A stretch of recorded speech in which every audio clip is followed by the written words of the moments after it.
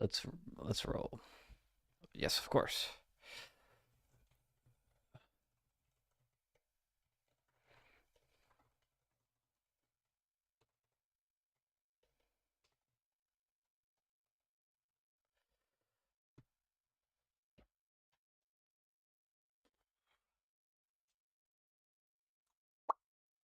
Hey everybody, let's do this.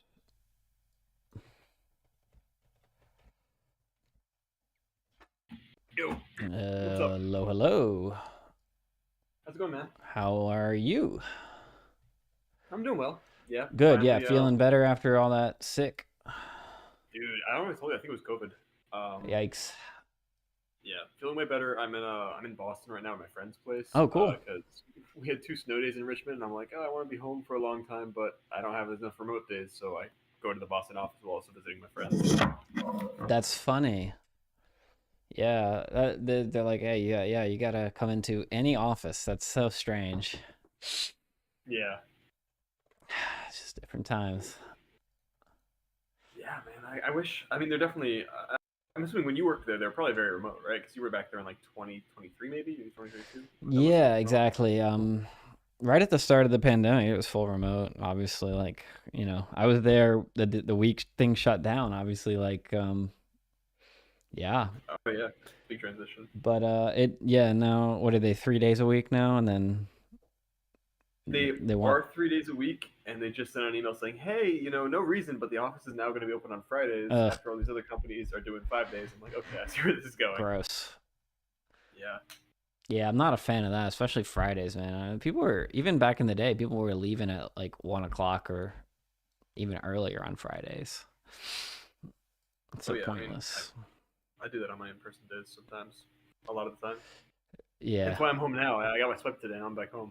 Oh, I see. I see. Yeah, you're like, hey, yeah, lunch, peace. But you just Yeah, get that badge swipe, huh? that's all that matters. It's so silly. I don't know. Different times, but you got to make it work so that you can have fun, So yeah, exactly. which is what we're gonna do. So yeah, let I'm very excited, us dude. All the try things it you've out. been working on look awesome. I hope it's cool. I hope it works. I will boot it up. I'm gonna play the If you distributed build. if you want a stress test, I will say I do have a lot of friends online right now in VoIP. I could probably just be like, download this thing, but we don't have to. Definitely soon. This is not a stress test. This is a basic network test. See the functions. I'm recording and start. It was pretty fast to connect. All right, I like being green. I got the wheel of mushroom hats. Let's go. Yeah, we're mushroom hatted. All right. Okay, let's take a little tour. So this is our starting area. This is a rock. This is a crystal. Oh, that was pretty close. I noticed it's actually pretty tough to get a rock in there. Oh yeah, ding.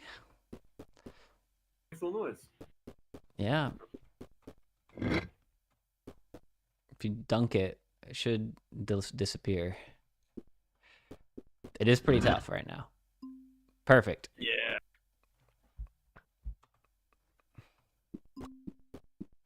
If I get in it, will it play nice? Yeah, let's try it out. Let's go on an adventure.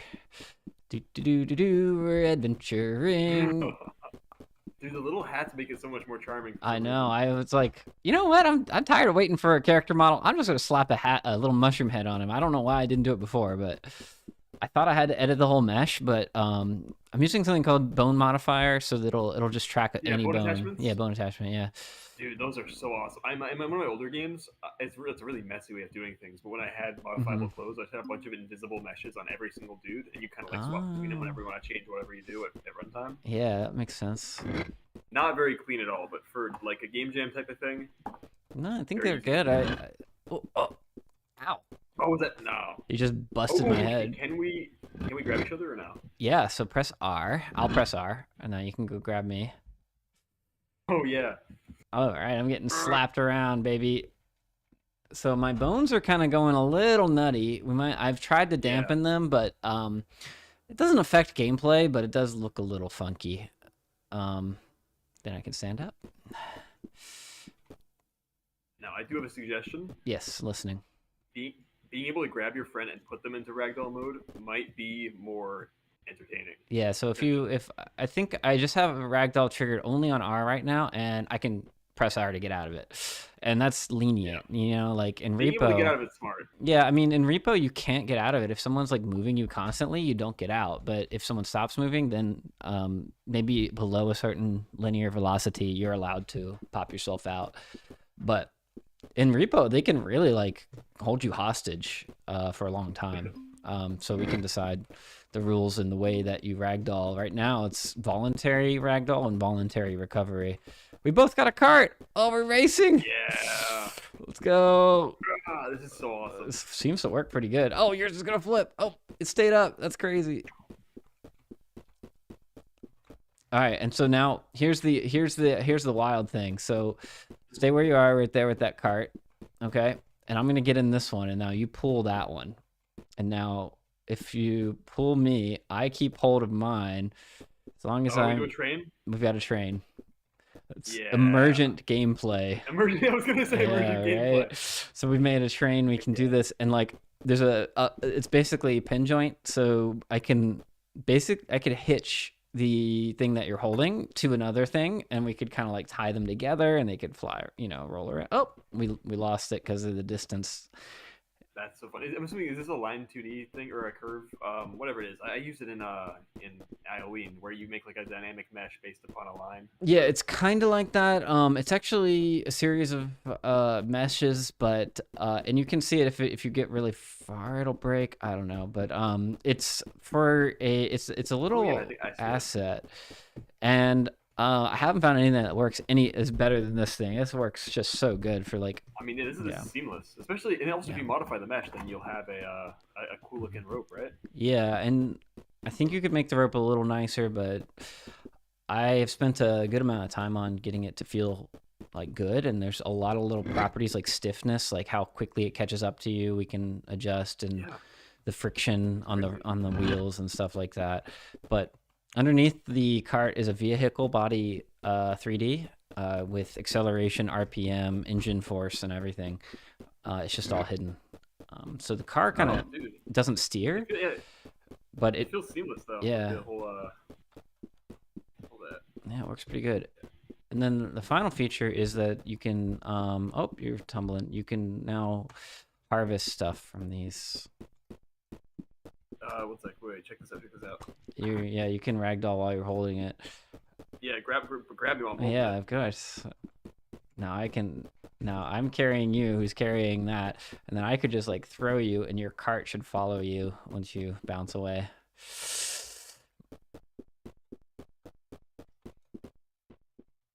But yeah, I mean, no bugs so far. That feels fairly responsive, and Yeah, it feels great. little bit of- awesome job. now we just got to figure out how to make a game out of all these little pieces. That's true. Which I feel like Yeah, I gotta. Hitboxes are in progress also. Mhm. I thought I'd be able to work on them on the train, but Amtrak Wi-Fi is like evil. yeah, that makes sense. But they should be like a few more changes. I'll get that up. Then I'll combine it with the stats, and we can have a bunch of little geysers that can send you flying and damage you, and then we'll have a health and response stuff. Yeah, that sounds good. Ooh, that was. I think I hit a bug actually right now. Yeah, are you holding something but not? Yeah. Is it a Is that crystal? yes. Yeah, I can't see your crystal. So, yeah, in this multiplayer format, we're in a mesh configuration, so there's no host. I might have to just make a host so that someone owns everything. Gotcha. And then the disadvantage of that is that, if your host is bad, then everybody's going to lag. But if your host is good, most people will be fine. If your host is, behind, it could be a real problem but I might have to turn that on, and then we could do some like lag compensation and stuff once we have a host. But with mesh, it's a little more powerful because you can just distribute who owns what in the network, and everyone's kind of responsible for like, hey, this is my cart. It's going to be smooth on my machine. If you're riding in it, it's going to be a little jittery, but on my machine, my cart is me. You know, it's all client Yeah, I get side. that. But so mesh configuration has advantages, but the it's a little more complicated because um, players spawning items might need a little more coordination, which is why maybe these crystals sometime bug out. Yeah, pretty. You can still.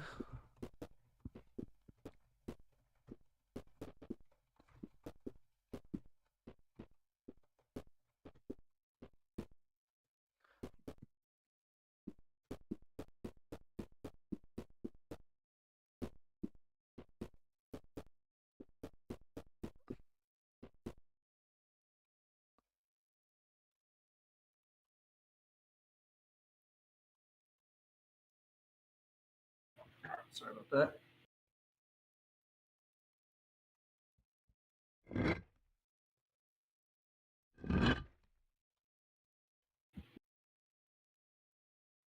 Maybe I will make some.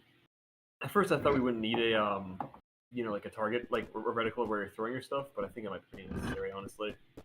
Yeah, it's tough because if you hold right click on your mouse or C, I think on a keyboard, it'll show you a reticle, right? Oh yeah, I mean, I know, right? I mean, like the arc line, I guess, that shows where it's gonna land. Oh yeah, yeah, it's definitely So yeah, a preview. Yeah, might be more intuitive. Yeah, it could be nice. Or we could change the throwing angle, maybe, just to like make it throw directly where you're looking, but that makes it a pain when you're not in aim mode. Yeah, I've got a bunch of upward force like automatically on it, but it's really bad. Like one thing I've noticed is it's really fucking hard to get a good shot into a cart, especially since the cart is so Yeah. small.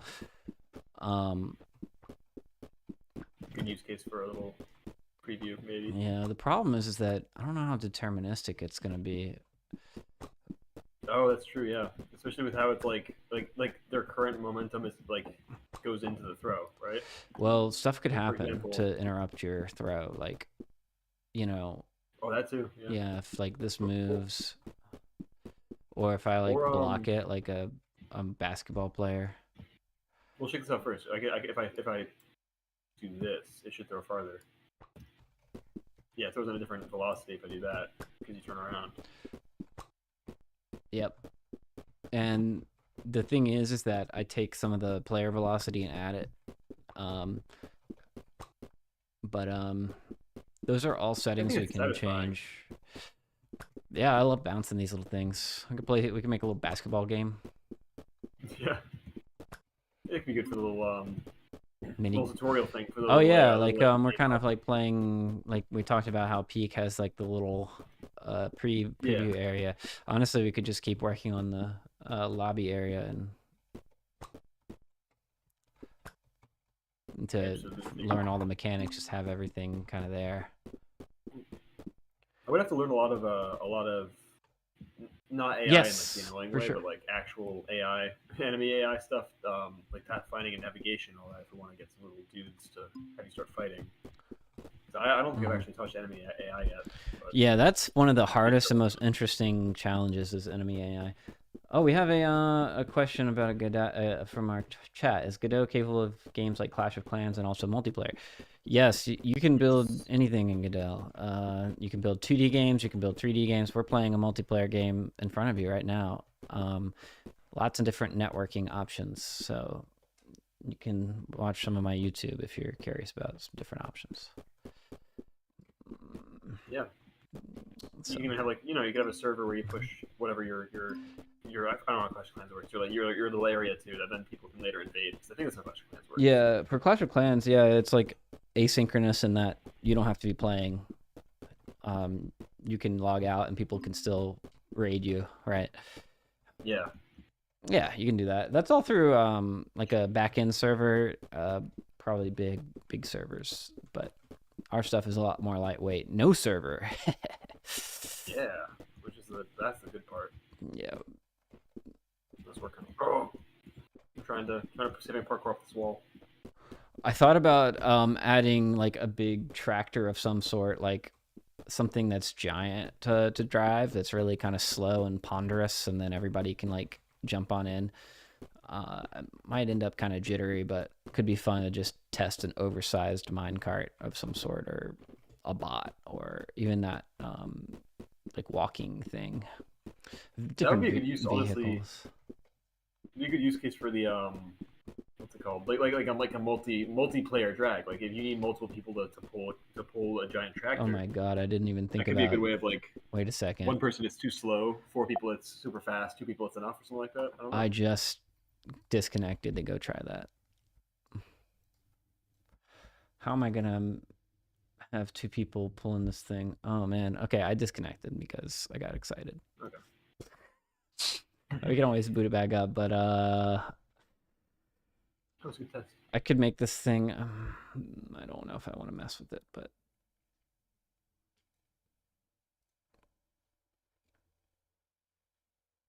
boop, boop. I think I've got a magnitude of.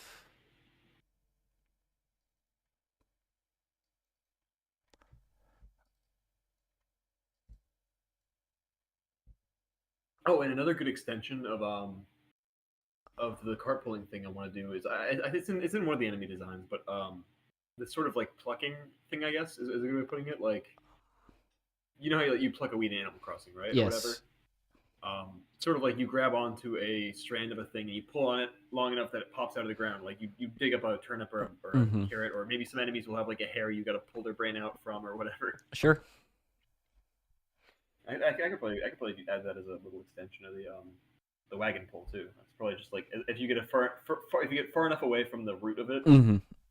you pull it out. It does. Yeah, it has a break distance essentially, and it also has a controllable the cable. I think it's called in the code as a cable, but it looks like a rope to me. But the example I drew it from when you used the word cable, and so the cable has like a stiffness property, a number of segments, and there's a lot of little tweaks you can do to change the feel. So I could foresee that if you had a high stiffness, like it would be really stiff, and so you pull and it once it essentially breaks, you can kind of get it to break pretty often.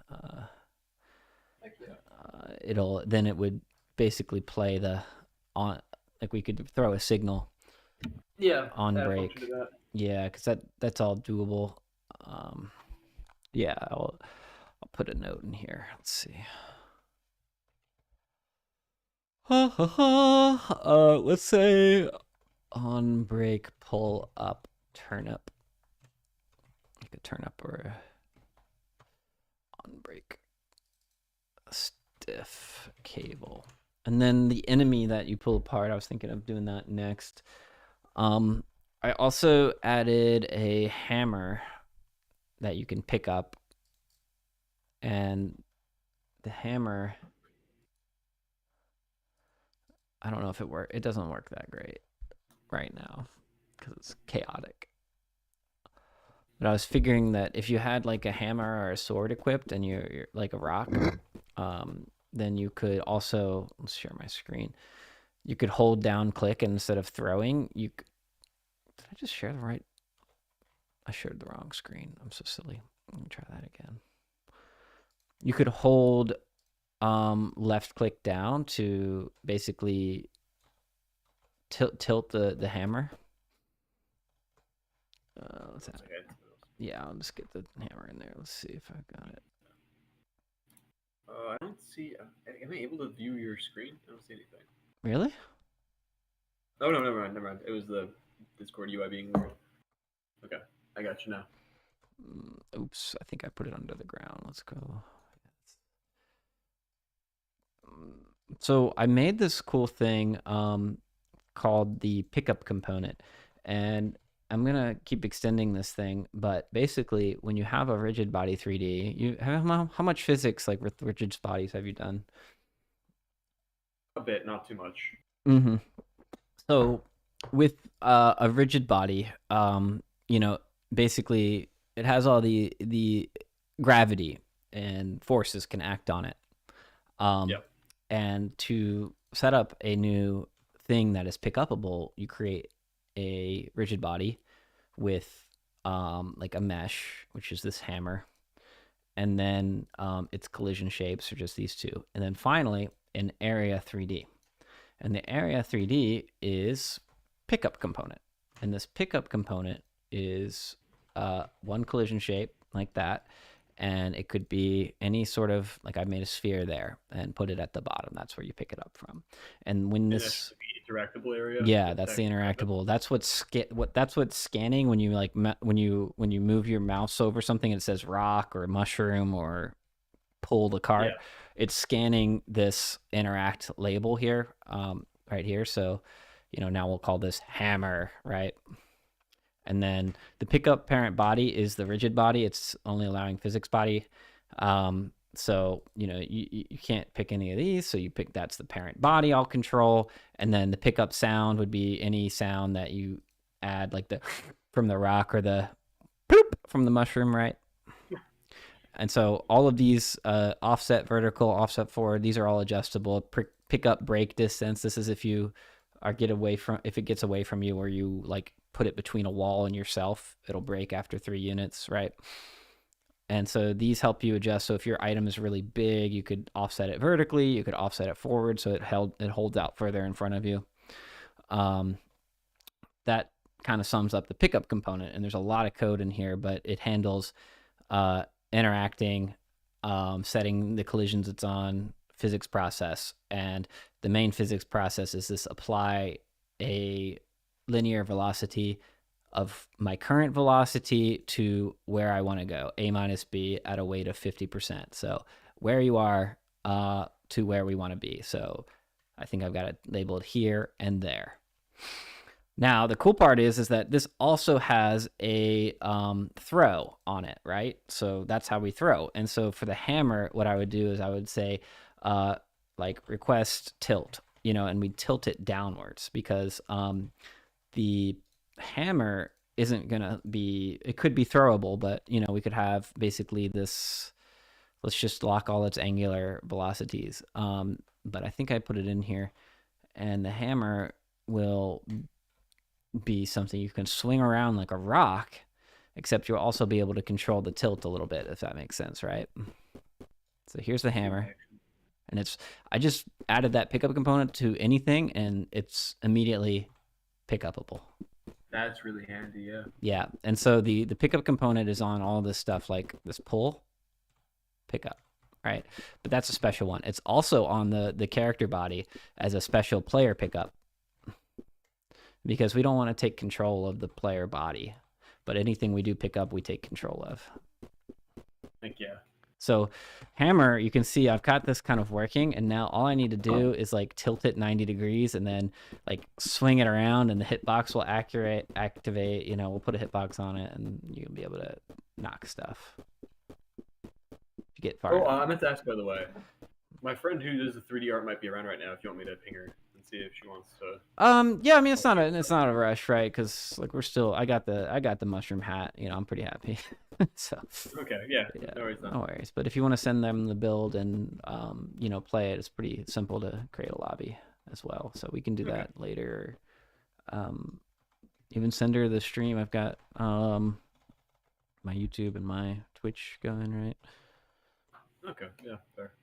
So yeah, we'll take it easy. I mean, I just wanted to show off the pickup component because it's really interesting. No, it's swag. It's super helpful for anything that we'll have to work on. Yeah, so we'll apply some forces to. Is it the point at which the pickup is based, or is it like can I like, let's say, for example, we have this long piece of grass, right? Mm-hmm. And the pickup area is at the bottom of it. That's where you grab it, but the actual point that like connects to the player's hands or whatever, the floating pickup area is the very top of it, right? So you pull it out from the top. Can that be accounted for now? Yeah, where the pickup area is going to be basic. I think it's actually based on the root node's position. So like I've moved Oh, this okay. thing up in space, right? So if I move it down, theoretically, this thing would be like through the, um, it Through the would, ground. yeah, it would be through the ground. But I've got also the fact that this has multiple collision shapes. But if we go like, let's just get all of these like to center, and this would make it, I think, much lower. And we can also unlock the angular, so now it'll spin. I don't have it spinning by default because the hammer, it gets so chaotic, and I think it's like, you know how the rocks kind of spin when you knock them off of something. Yeah. So like in this case, if you kind of like pull it, see how it's like doing that. Yeah. We probably wouldn't want a weapon to go that crazy, but now when you pick up the hammer, it's just kind of, you know, it's Yeah, it's it is ro- fun though. Like if it always came back to having the handle pointing towards the player, Yeah, that's what vaguely. I want. That's hard. So I haven't Yeah, yeah, figured out the right absolutely. forces to apply. It's like I've been trying to like figure out how to do it, like constant linear force. Let's say Y. Um, or I think it. Yeah, I think it would be X. I don't know. I know that if I'm swinging it, I can detect that the linear velocity is higher than static, so then I could like turn it out like that. So it's actually kind of working. It's just going in one direction. It needs to go in the direction of my, basically my forward var, wherever I'm facing, my facing direction. It needs to go in my facing direction because you see if I turn this way, it kind of goes out in front of me. Yeah. But if I turn back this way, it's like in my face. It's coming back towards me. See? Yeah, we're gonna want to tilt Yeah. the I need handle. to basically take the product, you know, the not the dot product, but oh God, there's so much to physics, right? Yeah, absolutely. Never easy. All right, so yeah, if you're using Unity, switch to Godot. It's way easier. But if you're using AI to make games, you stick with Unity because there's probably more information in the AI models. But I don't recommend using AI to make games because I think it sucks. So good I luck. meant to ask by the way, are you cool if I add a So we have different hitbox layers. You cool if I add one for enemy, so it's non-world player ragdoll interactable enemy? Yeah, definitely add one for the enemies. Okay. Yeah, maybe I'll make an enemy. I've got a couple of notes. I have shown your drawings to basically everybody I know, and they are universally loved. Thank you. So yeah, we're like using those as like a guide. So keep them coming if you have more inspiration for your drawings. Like by all means, you know. And So I get to draw with little mushroom dudes now too. yeah, and I've yeah, I was like, okay, so look at this enemy. This enemy is you know, it's like really cool looking. So we'll try to get that to come alive. That's really fun. Yeah, it's fun for us to do that. And like yeah, so I still gotta like kind of, I think we're gonna have this like sort of sandbox, and then as we develop, we'll continue like kind of testing these little sandbox interactions, but we'll need to evaluate how best to make it a whole game, right? Yeah, yeah. Linking like what the areas will look like, how we'll link them together, all that stuff is. Yeah, it's more to me like the player motivation, the player like fantasy, right? Like what are they here to do? Because That's. I in like the. yeah, Sorry. go ahead. I like the concept of a journey, but you're right that translating like the feeling of going on a big adventure with your friends, but it's Hmm. silly because of ragdolls and all that. I feel like translating that to gameplay will be very difficult. Yeah, and the fact that it's just like way too big scope in terms of scope, but you know, we came Yes. up with Yeah. this like simple task that gets larger, more difficult to manage. I think we haven't really figured out exactly what the simple task is. Is it like keep shit Like in the minecart, you getting the know? level. Yeah. Like It's true.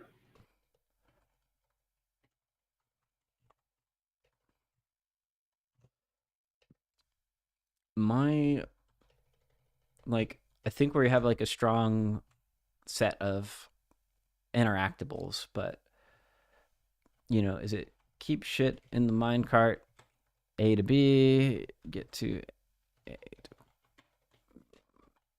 Is it avoid enemies, or is it or pull them apart?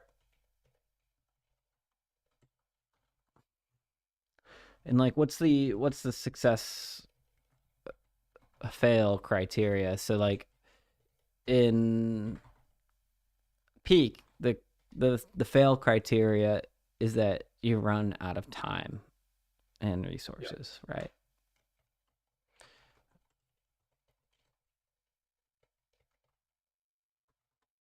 The fog rises, right? Mhm. Um, we have like this idea of we start in like a safe place, like a mushroom kingdom, and are setting out to colonize, right? Yeah. This is a story that I can get behind, right? Mhm. And I also always like the limiting factor being running out of lives or all the like Helldivers, right? All the yeah, players die or out of lives. yeah, I like that. Helldivers. That makes it really easy to balance too, because you just add 30 lives in easy Yeah, mode. Um, exactly. how you spend your lives or regain them through playing, right? Replenish. Um, and what we had talked about earlier is, you have little seeds in the Hmm. minecart you can drop to plant your friends back, which is fun. But then you reach the issue of like, well, and you go fetch things to make more lives, but then we reach the issue of needing to like make it necessary to lose lives to continue, right? Yeah, Otherwise, you can just speedrun through the levels. right. True. So like, there could be like gating in terms of a gate requires someone to sacrifice That's true. themselves, right, for Um, the greater good. or even maybe you could trade like the little life seeds as a resource or something, Hmm. right? Like there's a toll to This pass is a gate, or five maybe you could buy lives. like cart upgrades or like Yeah. a something like that. Like maybe what if it's like, oh wait, 10 lives, but now everything you collect will be worth slightly more in terms of Mm-hmm. accumulating more lives. Mm-hmm. That sort of trade off, risk versus reward, or potential reward. Mm-hmm.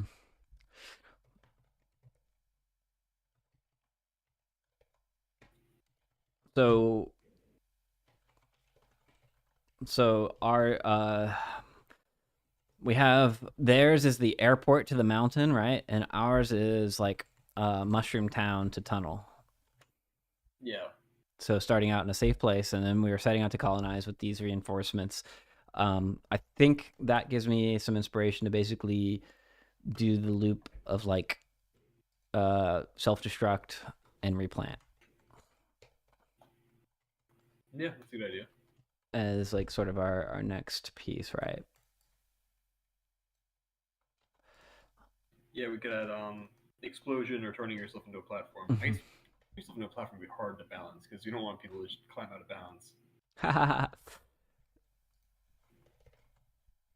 Yeah, this is gonna Or be unless you let good. them, there's no point in getting out of bounds. Yeah, of course. What it's not hard to keep people in within the confines, because I found out about something called world boundary 3D, and you just drop a static map and they can't get out, no matter what you Okay. do. They literally. Do I have a kill zone here? That is a world boundary shape, and it just like, Yeah, okay. yeah, it looks at a plane, a certain. I got up on the top of the walls, but I guess we also don't have a ceiling yet. Right. It's not hard to keep everybody in if that's one of the goals. But yeah, Okay. you can escape currently, but there's a way to make an unescapable level easily. Like, it's just four walls. You can make a global boundary. Okay. Easy enough. Yeah, I had players in my chat who were in another level for the first person shooter, and they spent 20 minutes trying to escape it. I was like, guys, you're not gonna do it. It's not gonna happen. I promise you. And I was pretty confident because of these world boundaries, you know. Life finds a way. I know it does. I was like, not 100% sure, but they did give up after 20, 30 minutes. I had already left like way earlier, but they stayed in the session, which is another cool thing about the mesh P2P is that um the they can keep playing without me. Okay, yeah, that's awesome. So next steps for me, I'm gonna do like let's think. I like this idea of respawning, replanting, exploding. And then also adds the do we have a failure condition being everyone dies and you just lose the run? Like, is it like because in Helldivers when all four people die, it's like okay, we'll send in another barrage. But the idea of there needing to be someone left to plant everyone else could be fun to play around with. Yeah, that's a good point. Like, if there's no one to like call down reinforcements in Helldivers, they come down automatically. But in our game, maybe that's a fail condition that could be. And then we just have creatures running around trying to eat you. Mm-hmm. And your goal is from. It's always fun. Yeah. If you look at my screen, I've got. I'm watching right now. I took off. I took the volumetric fog. If I just turn that off, you can see. Oh wow, that's so much. I pulled everything to the center of the map, so you can see red, blue. Yeah, that's the center. That's where we spawn 0, 0. And then, so if you fly through this, the river kind of guides you through. Yeah. And, the cool thing is that you could theoretically like take this whole freaking thing, right? And then just move it up ahead to open up a new area, like my old game. Yeah, or we could even have different pieces, right? Exactly. You can have A, B, C, D, and then you take this one, and then you have this such thing called walking terrain. And what this does is it breaks it up for the nav mesh for the enemies so that they don't get overwhelmed with having to navigate 10,000 units of space to find an enemy, an ally or whatever. Yeah. Do you say we get like a potentially seamless map with areas? Although we did have the potential for that little Slay the Spire map if we want to have you pick your route. Exactly, and I think that can just kind of just disguise. So the way I thought about doing it is at the end of a segment, we go mesh and let's do a cylinder. That's actually sick. So usually you make it be just like Vanta Black or whatever. Exactly. Right? I just made it black, and I think it placed at the center. So I'll pull it all the way over here. Yeah, you remove the shading; it just looks like a shadowy little thing you walk in. I mean, yeah, it can really be cool, like a Zelda fog. You could just do a fog volume as well, right? Oh, like fog wall, yeah. Yeah, I could do a fog wall, but here it comes out of the. There you go. It's like a cartoon hole over right now. But there. So then the map will pop up, and basically everyone will transfer to the next area. Okay. Yeah, that's smart. Yeah. So I think to test this out though, I'll make like a little town area that's like a little playground. So we'll get kind of rid of these. I like the river though, so maybe I'll keep the river. Maybe I was talking like long-term upgrades, which might not even be you upgrade how much you can carry, all that stuff. When we talk about having a shop, because I think that's pretty core, like the Slay the Spire type archetype. Yeah. We can even just have like, if you collect enough crystals, you can sell crystals to buy lives, or you can sell crystals to buy cart, to repair the cart. Maybe the cart has health that makes it stop moving. Yeah, true. Yeah, just a lot, yeah. Just a lot of scope too, but yeah, that's true. I shouldn't get thinking. I know. I'm just thinking like, if we want to like be able to collect crystals and stuff along this route, like this map is extremely boring, so we have to like handcraft like challenges and handcraft environments too, and they're not that emergent unless we can make really good. Yeah. It's tough because map design takes a lot of time. We either have to handcraft a bunch of segments, or I guess It wouldn't be. I mean, maybe it's not too bad, but we'll have to we talked know. about this before, right? It's what Lethal Company did, is where you have a Mm-hmm. somewhat static map or static segments, and then Dungeon we builder either on can them. do Yeah. each segment is made of smaller segments that we combine dynamically, Mm-hmm. or yeah, or you just do static, but and in both scenarios you have like we mentioned, like the RimWorld enemy spawning budget, True. True. and depending on the area, obviously this is more scope, but the idea popped up of like different biomes to make things more interesting, Mm-hmm. and different biomes could have different enemies and all that cool stuff. Yep. Just thinking. Yeah, It's tough, but I think, yeah, there is a video I watched recently basically talking about how indie games keep their scope down, subtractive design. And I was like, with small. there's like I love three. indie games. Yeah, this latest video is so good. So I'll send this to you as well. I'll send that to my buddy. So games with fewer characters, games with smaller worlds, and games with less mechanics. So we have lots of characters because lots of enemies, lots of AI, right? Or Mm-hmm. his examples for fewer characters are games that are like environmental and you only speak with people through the radio. So you never see NPCs, right? The main character. It's post-apocalyptic is another one. I'm kind of spoiling the video a little bit, but like there's a story reason that everyone's gone, right? Yeah. Like that makes sense.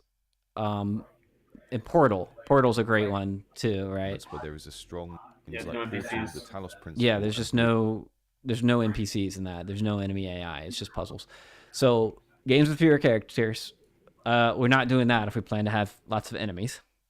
Games with smaller worlds, debatable. We could make them small, but we're talking about interesting levels, multiple biomes, like multiple planets, like Lethal Company. That's like months of work.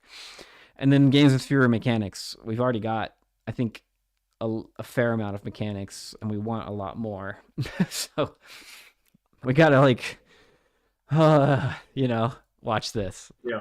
So I think we have to just basically collaborate a little bit, come back to this, like how can this simple task that we're doing get there? Get larger, more difficult to manage. Yeah, can we like get down to a simple task that doesn't involve enemy AI? Like, can we get down to like a task that doesn't require huge levels or interesting levels? Because right now we're thinking about both, which is fine. It's just like, let's say we wanted to get this done, and like I don't know what our timeline or budget is in terms of planning, because we've got a good start here. It's just like I know in January work is going to pick up for me. I don't know about you, but yeah, I was also planning on doing a jam in January. That might get in the way a little bit. yeah, so maybe this is something we come back to and just say like, oh yeah, I know how to make this small now, or we just keep adding to it. But just open to like more options that are manageable, right? Like, yeah, that's a good point. It's like, how do we do this? Like maybe there's just no enemies, and maybe it's all environmental, like bombs, explosions, and gas, or fire, things that could damage your poor little cart. And then it's more like, are we there yet? Gotcha. Right. Yeah. Or peak. So I think that's a fair like thing to think about, because there's no enemies, there's no Sasquatch attacking you in this that I know of, right? We have 2 questions in the chat. Are we targeting creating a game for mobile? What things you have to change? Only switch to Forward Plus to mobile. Yeah, so we have multiple compatibility, mobile, and then once you choose what compatibility layer, you just go in here and you just add a iOS and you add an Android export, and then once you have your SDK and developer settings. You just throw them in here and you're good to go. That's it. It'll export. So yes, can't use forward obviously, but we're using forward for this because we're targeting Steam. How's Shroom Cart coming along? Is there a name for the game? Shroom Cart is the name for the... No, I'm kidding. I don't know what the name is. Official reveal. Yeah. So, yeah, we've got a couple of chatters here that have been watching this, but it's going along all right. It's going all right. Let's get that volumetric fog back on. I don't like the fog. I think we're going to redo the map. But we're talking about how to reduce the scope in terms of like number of enemies that we create, number of environmental hazards there are. I'm like, if I'm adding this hammer, that means I'm going to add like a whole combat system. Like, that's kind of hella fun, but... On my end, maybe because it's my obsession, I really like making little enemies. So I would like to have that in some way, but not necessarily. Yeah, if you want to try your hand at enemy AI. Yes, that will be a big thing I'll need to do a lot of. But also mechanics-wise, we could like grab, throw, pull, or whatever is it could be sufficient for what we want. Like we might not need as much. We don't even need a combat system. It could just be we design everything around this grab, throw, pull dynamic. I think the current enemies I had are all within that perspective.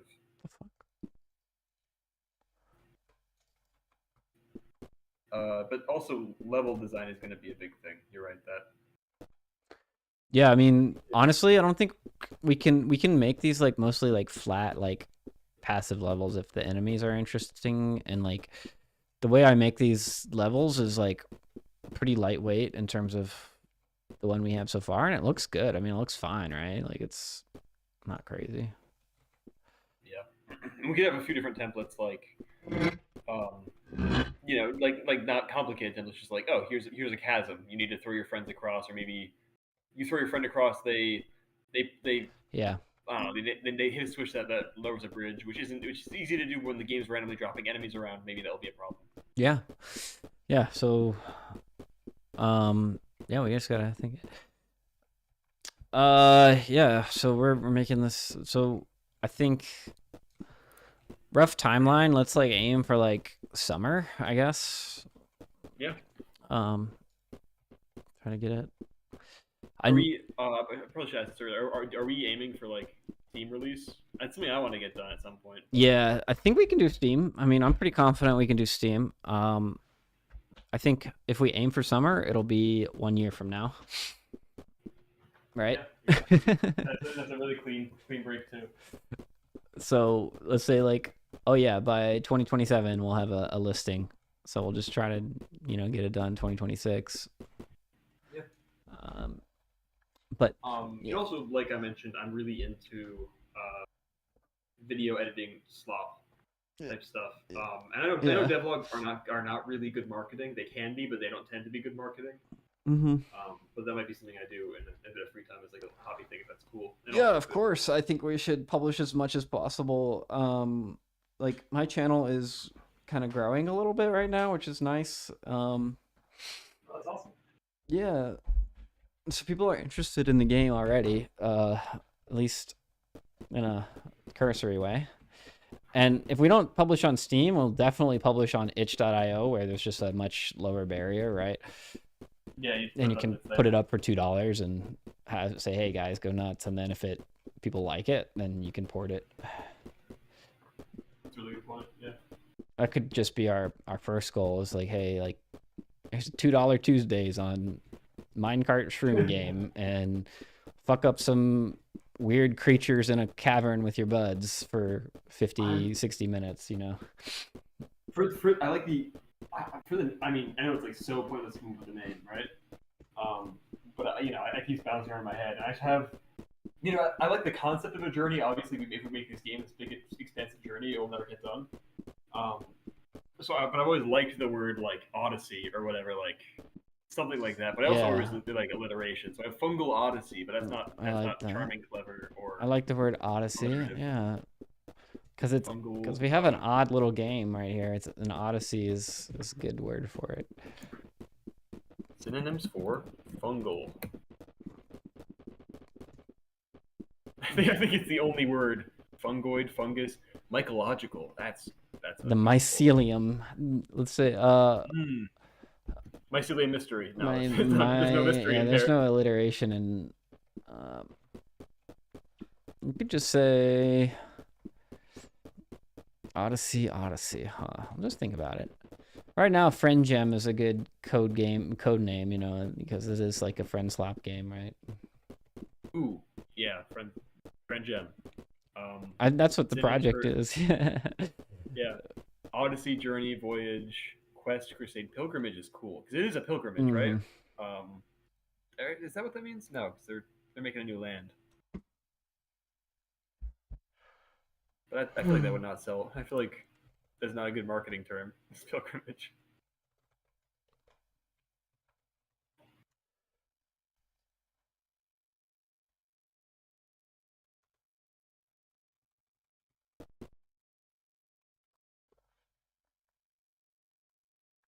What a day. Yeah. Right. I think that's. I mean, considering I think it's definitely me playing a lot of Pikmin as a kid, wanting to make a bunch of little organic monsters to fight. Yeah, because I saw your drawing of like a little bunch of little guys you have to pluck off, which I really like. So got no problem with making that sort of enemy. That'll be fun. Maybe that'll be my vector of attack. Then I'll try to, because once I get hitboxes and stats, it's pretty natural to move on to figuring out enemies. I'll just have to figure out AI and stuff. And I might have to bother you a bit for getting that working networking wise, because I feel like that'll be a real pain. Yeah, honestly, just build it in offline mode. You know how to use it, right? Yep. Okay, so You should add offline as the build tag, right? yeah, I just go down to one instance, and this is just the best way to do it. Do offline, and you can even like make your own little. You can like delete my test map here, or you can just drop them in this area. But yeah, all the stuff should work, and then. You know, the tricky part for enemy is the navigation map. If you haven't used that before, you might want to learn about it, right? Yeah. So navigation map is a navigation region here. I think what I'll do is I'll replace the test map that we have with a even like more stripped down test map, because I think we're going to be making features. Yeah. I'm tired of this map, actually. Is this game going to be free? Right now, it's like free. I mean, I was thinking like $2 when we're done. Yeah. But or if it's like beloved and people really like the idea of these mushrooms and they want it to be super super feature complete, then maybe it's like a $15 thing. But that's definitely like a you can't change your price once you're out, though. So you gotta price it right. That's true. Well, yeah. Maybe $5 and then put it on sale for $2. That's true. Yeah. It'd be great to just sell like 100 copies. That would be great. Like that's a lot. Yeah. So we're not trying to make the next Balatro here. We're making something for us, and then if other people like it, that's just gravy on top. That's fair. And it might run in the web too. It might run in a web browser, which is like, that would be chill. That'd be fun. then we could just be like, oh yeah, now here's a bunch of fucking costumes, and people will hire an artist, and then people will pay bits or whatever. Yeah, I mean, I was saying, if the concept is like, whoa, this is awesome, I really want to see more of this, then you flesh it out and make it into a more complete release of some sort. But whatever. I'll make this. We're doing this for fun right now, anyways. So no reason to really worry about that all too much. Here's the other thing, like, I'm capable of creating essentially like a place for people to hang out with these mechanics. Like, how Peak has the airport? Well, what if you could just like start up a little session and there's just like a little pool there and there's water and you can just kind of swim around and fish and throw mushrooms and yeah, that's fun. That could be fun. That should be a really cool direction to go. Just like the starting area, just be like bundle up the airport. Yeah. He says free with purchasable skins is great. Like with Peak, with WebRTC, is that possible? Does Peak have purchasable skins? I thought Peak's the opposite. I thought Peak is paid, but you can unlock skins. Yeah, I don't think they have. Helldivers has both, like paid then battle pass. I'll be honest, Helldivers feels a little greedy sometimes with some. Oh my god, dude! I never buy like collectibles or whatever or battle passes. No, war bonds. War bonds. I appreciate. And I bought 4 of them. Okay, I'm the Helldivers is like the exception for me. Yeah, I definitely did a lot. Yeah, I appreciate that you can get the super credits naturally, but people on Reddit were like, "Oh, it only takes like an hour to get like 200 super credits. So if you do 5 hours, you can buy a war bond." And I'm like, I'll just get another job at that point to afford my. Oh yeah, look, guns. I think that was my game of the year that year, Helldivers 2, and I actually spent a lot of my game dev time recreating Helldivers 2 in Godot. And some of the stuff that you see today with like the ragdolling, yeah, definitely we owe that to my Helldivers experience. This isn't coming from a place of hate. I do love Helldivers. Yeah, I know. But I'd never buy those things, and they definitely got me with the first like 2 or 3 battle passes, and I'm not gonna lie, I paid those gladly. So paid. I think any like monetary thing that comes out of a game like this is just like literal bonus bucks. Like we both have jobs, we both have priorities. Like, it's not gonna make any money. It's not something I'm worried about. Like at the point where you're like, oh man, we better add purchasable skins or something, it's like we've already made it. We've successfully, you're suffering from success. You're like, oh no, I've got to pay my server bill. My server bill's $1,000. Like that is like an incredible hit, Yeah, that's a good point. We'll make it cheap. Make it cheap and fun. Yeah. If it gets a sizable following, we'll make marketable plushies or something. We'll figure it out when we get there. Yeah, I've been actually demonstrating these like the little cart train that I made. Like I was like, hey, here's a cart train, and I had some people say, hey, this looks fun. Like, why not? Like, it's janky. Like you pull too fast, it releases. That's kind of actually as expected, but I think if I like add like a little hitch thing here and you have to pull a little slower, or when you have a pull and you're walking, maybe the cart is going to apply a little force towards you so that you can't sprint, or I can just disable sprinting. So there's so many little tweaks I can make to this to make it work. But yeah, so basically the cart is not applying any force to me. I'm applying force to the cart, but I could also have, as I sprint away, I could have the cart pull me backwards just so I slow down if there's extra weight in it, that sort of thing. Because right now, the player body just moves on its own accord, but it's working really great. Oh, we took a spill. Yep, give me a few minutes. We'll be right back. Yeah.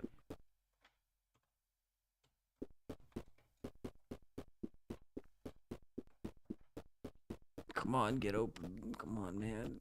Give me my cart back. Oh, I can flip it. I promise I can flip it. There we go.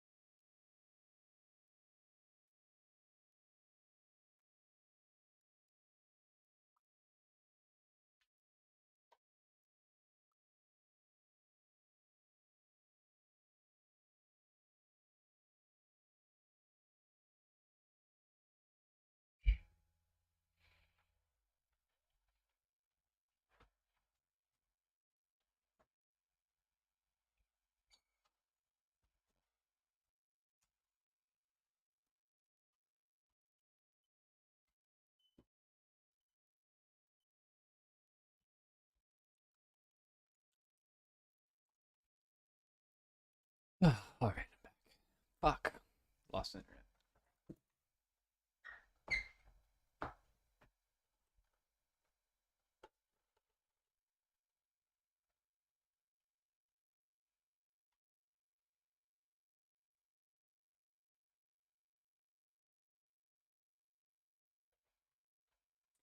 One second. Hold on.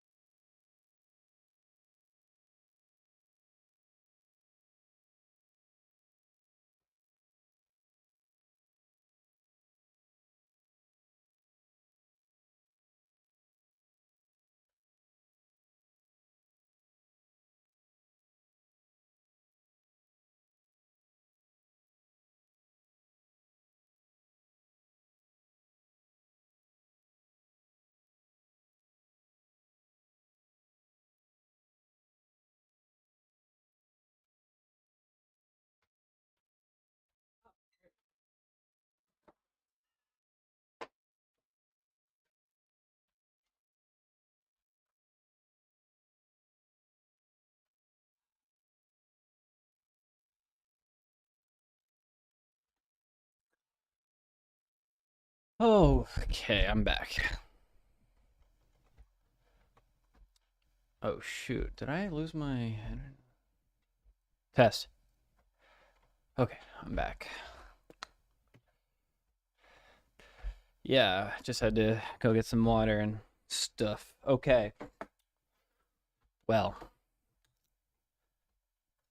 network test went well. What else we got to do?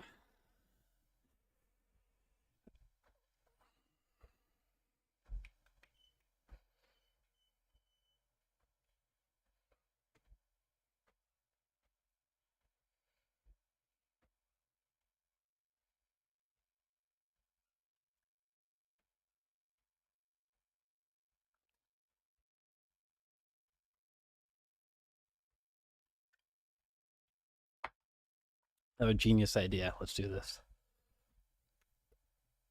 Let's do Blender. And we're gonna, what's that? I'm gonna create an underground lake. All right, here we are. Got this beautiful noise tool, and we are gonna choose lake. That's not what we want. Lakes too. Ooh, that's a little better. Yes, exactly. Figured it out. Yo. Kind of like this setup, like just like this seed. What seed is this? Random seed 8. Just so I can press this button. You got there's one. There's an island in a lake, kind of. There's a lot of good lakes. For one, we need to double the size here. This is a little too. Let's do.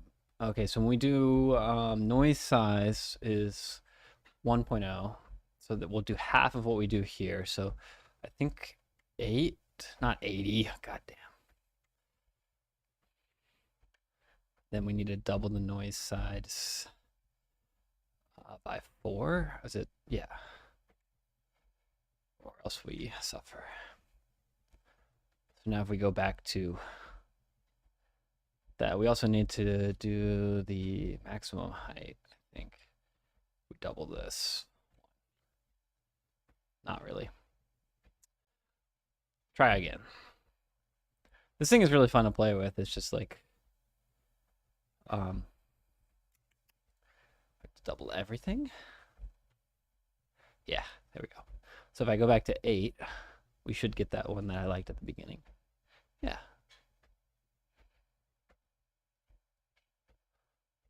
And then if we go to like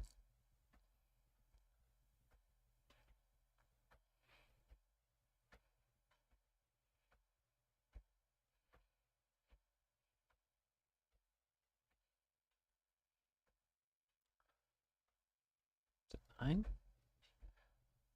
Yeah.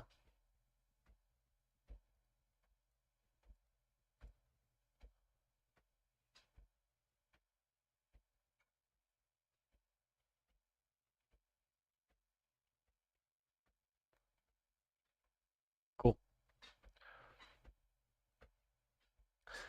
I think I want the. I'm thinking about the lake being like really deep in the center though, so I don't know if I want the island, unfortunately, unless we craft it out of a mountain separately.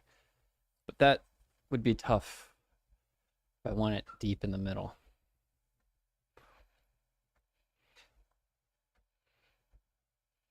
The whole lake system in these. Ah, that's it. See how that looks. That's got like a mountain, and then everybody's going to want to be on the mountain.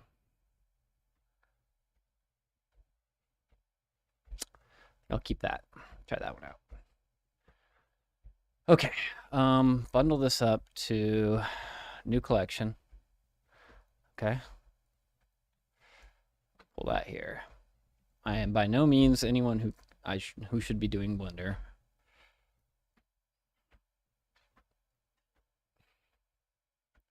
Just shouldn't be allowed. Okay. I'll tell you that.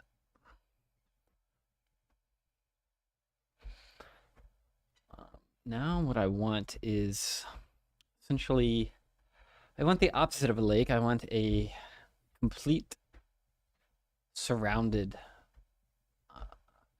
plateau, but an inverse plateau. I want a deep divot into a crater. We got a crater here. Canyons? That's not promising. Yeah, canyon. Oh, it says canyon. Yeah, that's not gonna work either, though. I mean, unless I've used cliff before. I used cliff to make the cliffs that you see. I just extended it. That's a good one. Inverse volcano, right? Yeah, not really. I mean, it is a volcano. It's a good one. Ridged. I could definitely get this to work. It's just like gonna be. That's my preset for the giant cliff that we made. Friend gem cliff. I mean, you know, this is kind of the experiment. That's just a rock. Billow. I used billow. Mesa. That's cool.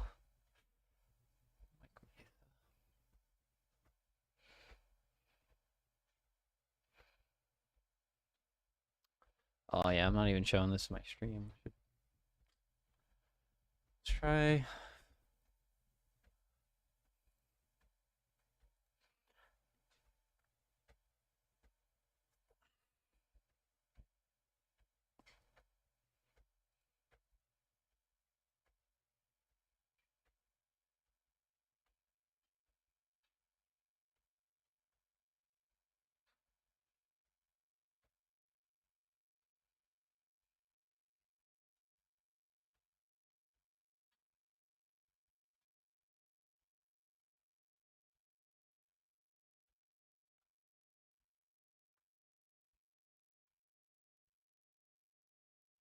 I like these gullies though. This is kind of cool for the future.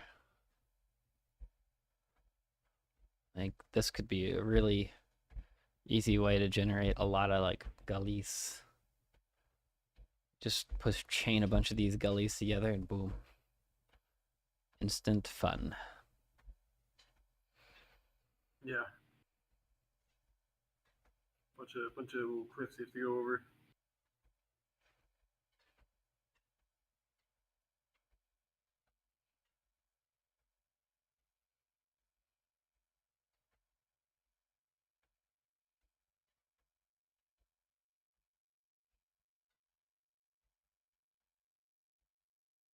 Yeah, I'm just not gonna find what I need.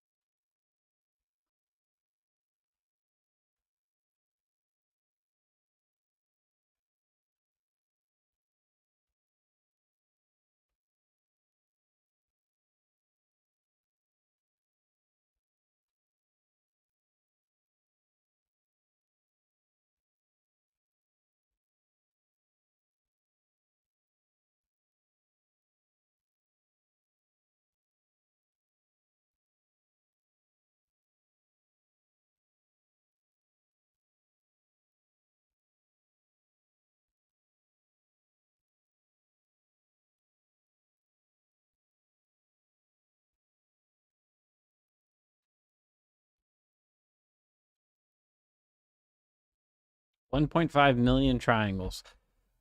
No, thank you. Look at how hyper realistic that is. At least I do really like this one. Doesn't have water, but we could easily just fill this feature in with water, or I could cut a hole here. were the lakes not good enough? They were good, but I didn't have a way to keep players in within the walls unless I surround it with. Oh, you have to manually do it. Yeah. So if I X this and show you my lakes, I like my lake. Nice. It's not the best lake I've ever seen, but I don't know. Kind of tempted just to do this, and then how do I keep players in here? Around it.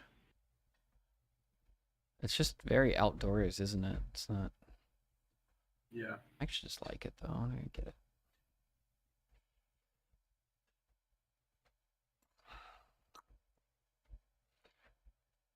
This is where I get like kind of in the weeds. Like I just like, play with these things and think about them, and kind of part of the process, right? But just burns a lot of time some days. No decisions being made. Yeah, exactly. It's the worrying about the. I do the same thing. Here's one.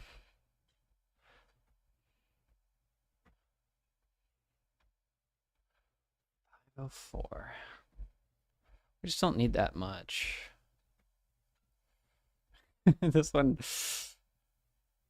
really nice. I don't know if I want anything close to 1 million triangles though. So let's see, low poly.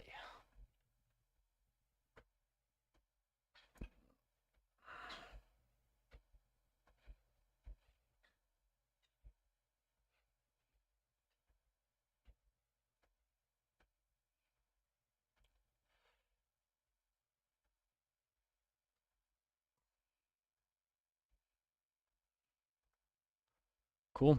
Very cool. Some wonderful stuff.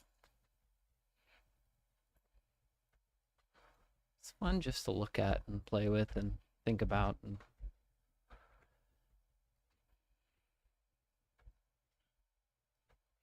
this is good enough right here, actually.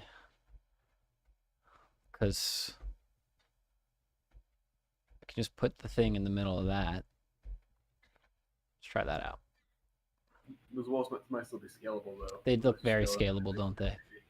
But it doesn't have to be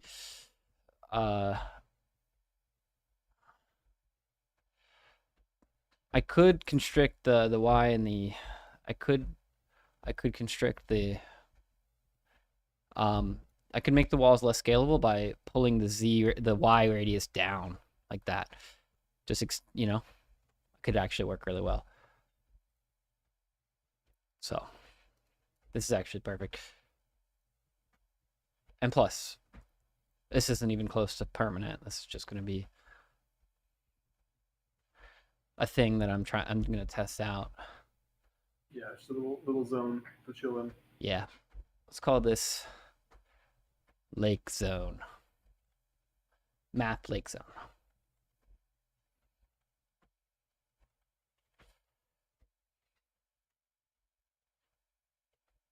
Map Lake 1. Happy with that.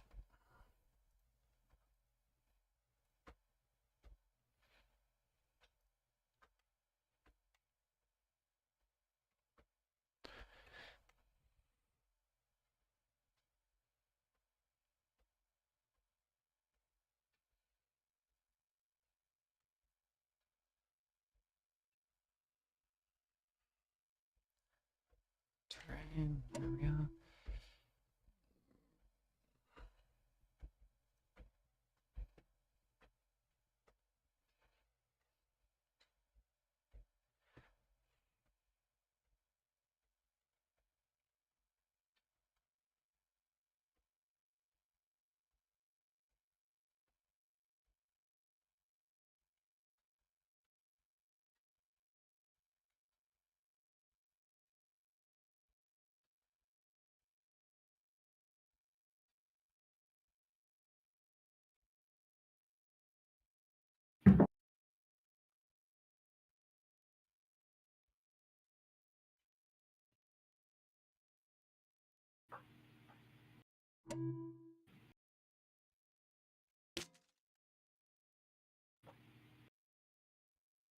Perfect.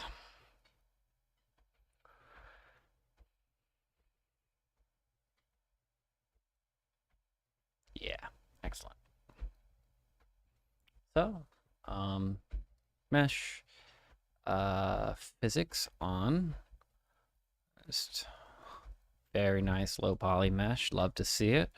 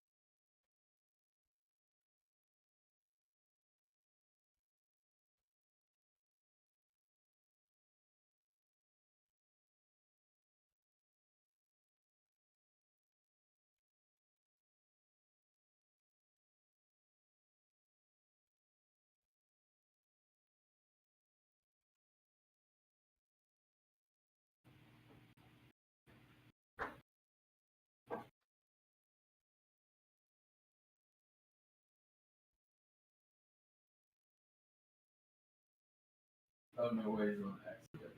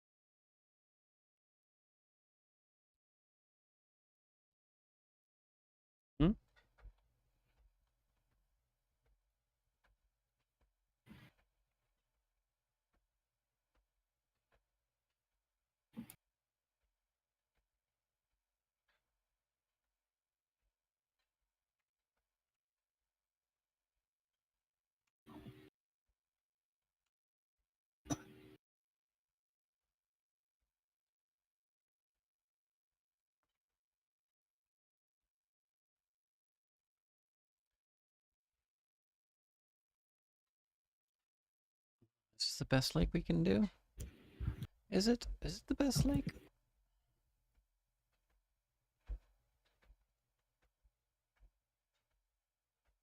I'm pulling up the YouTube video. It's a Godot enemy AI. The deep dive. Let's go. Yes, sir. Actually, this will be a great thing to watch on the train home. Rip like 2 hours of like watching videos on Godot pathfinding. You know,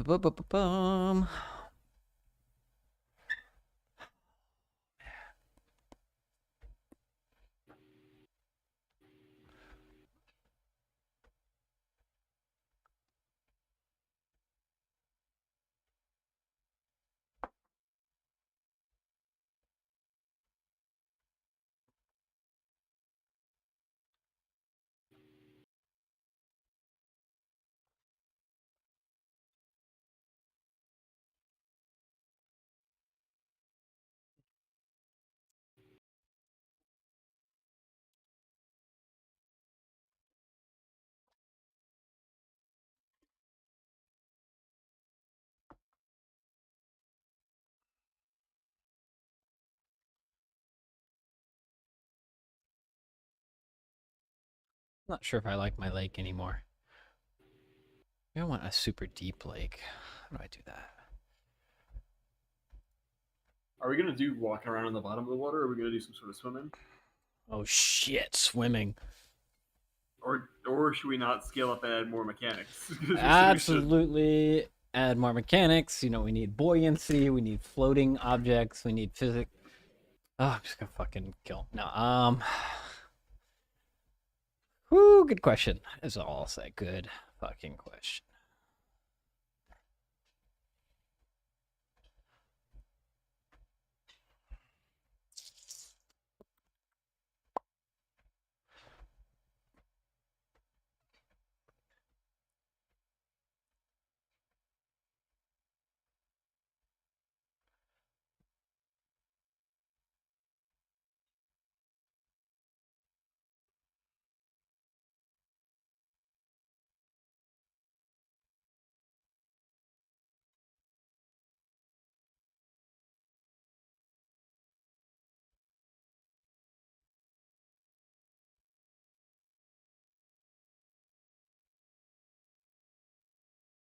I like this lake. How deep is it? It's fairly deep on the bottom. Depth, can I actually increase? That's depth of the noise, not the depth of the...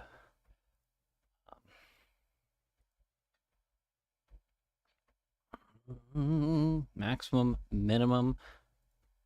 I'm going to say your minimum is now going to be -7. And oh yeah, that created a deep lake. That's what we're talking about. We might even go deeper than that. We make swimming happen a thing. But I actually just really think this is the key. This is the lake. This is it. Let's try it out. Okay. 3, 2, 1, file. Can I save this one? Plus lake 1. Gem.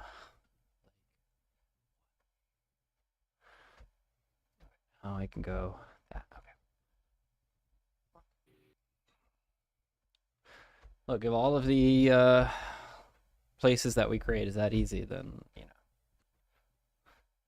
I can make as many maps as we need. Mesh. Terrain.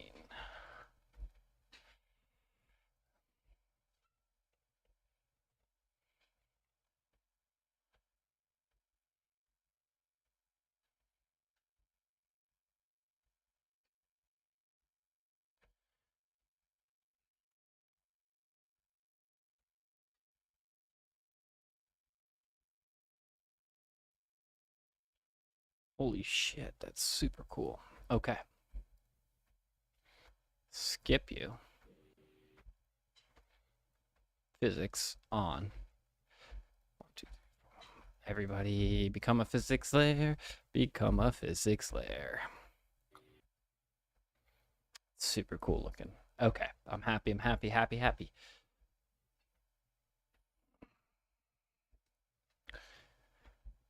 Sorry, I've got my streamer voice on, you know, so like, you No, I get it. don't have to stick around and.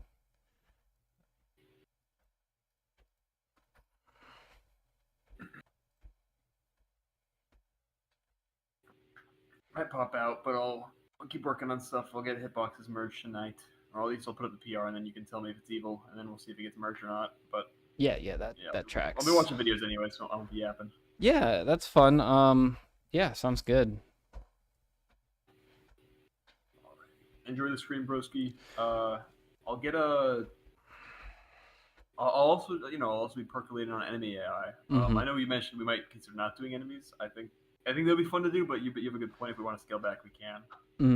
No, I envisioned having some enemies like trying to eat mushroom men, but we do have to think about keeping our scope tighter so that we can actually finish the game rather than have another in the backlog of non-finished things. That is true. Yeah, every game developer needs a huge backlog of unfinished projects, as we all know. Yeah, there's different ways, different approaches. We'll figure it out, but yeah, I think we'll get there.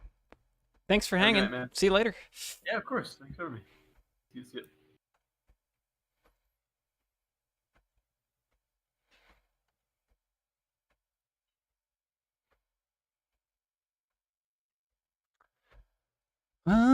You don't know the trouble I've been.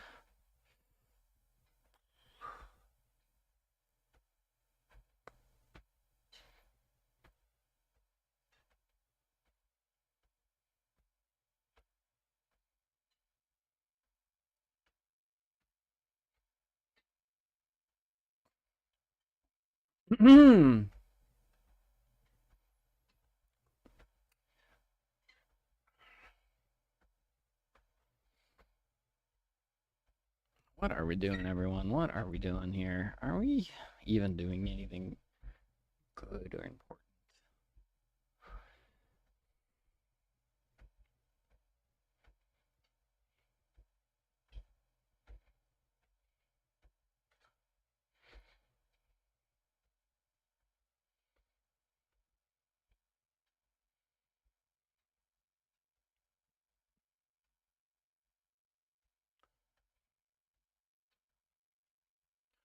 Why do you think this looks so bright in this mode?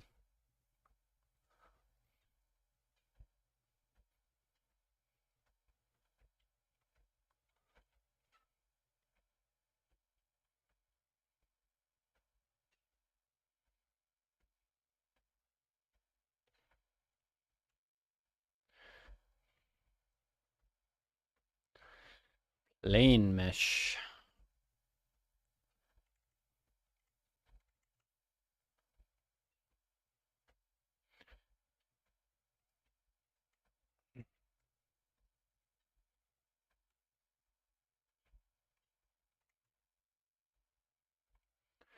We made it tiny. We made a map for ants.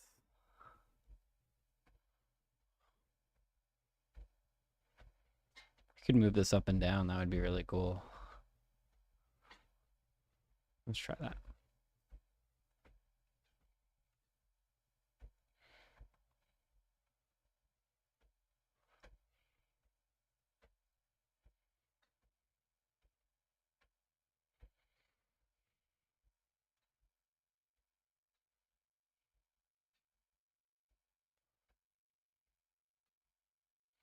Why is it all clear? Is it like because it's so small? Can we just like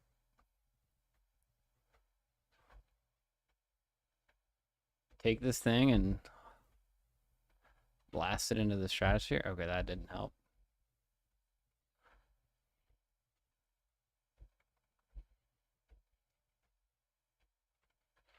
Yeah, that's why it was so small. It's just like.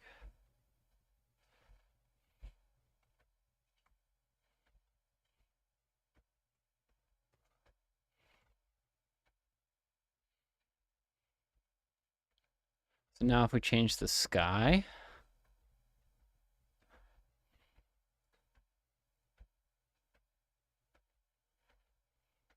fuck is turbidity? What am I doing here? Where's the fucking sky? I did a physical sky material. Okay, sure.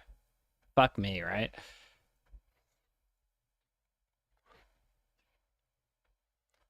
This is what I'm used to as a procedural sky, right? This should show me sky top color. Yeah, there we go.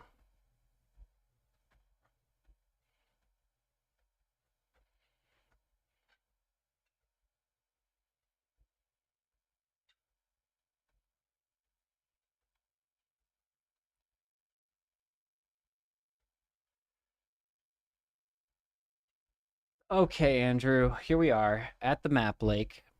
The lake map. Let's go to the world. There's only one place in which we mount room river test, right? Thank God. I'm going to rename the test map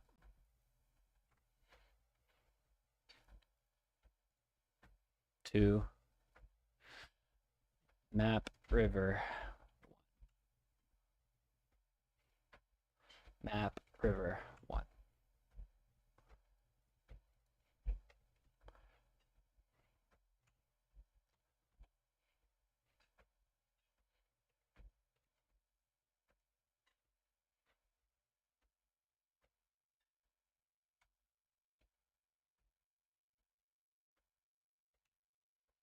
All right.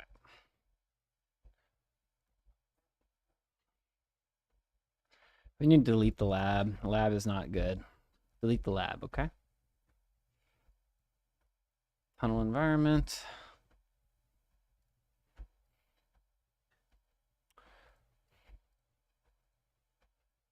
Create new folder. World environment. Put those in here.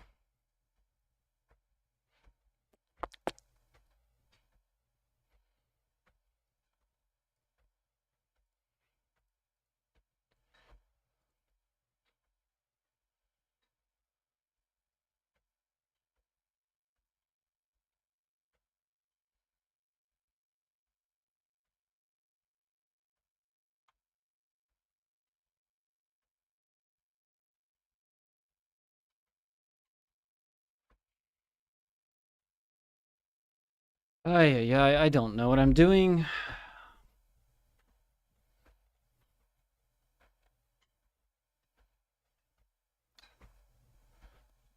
I don't really want to do this right now. I'll be right back.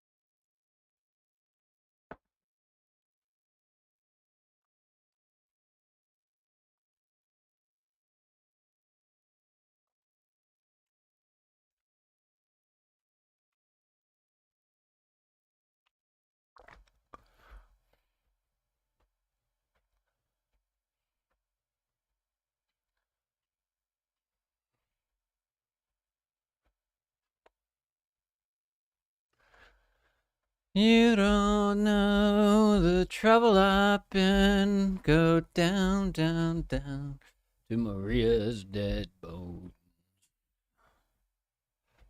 I don't like the map river anymore. Map Lake is my new friend.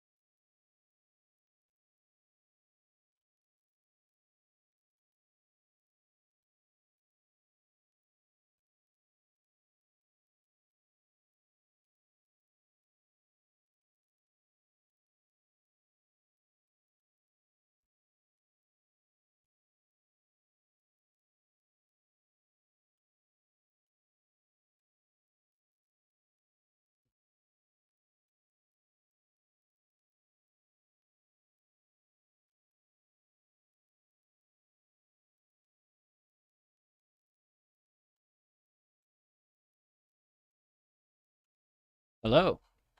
Hello? Wait, did I just hear something?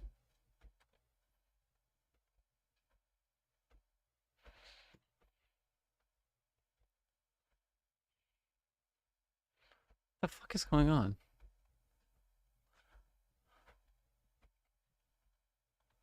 It's very weird.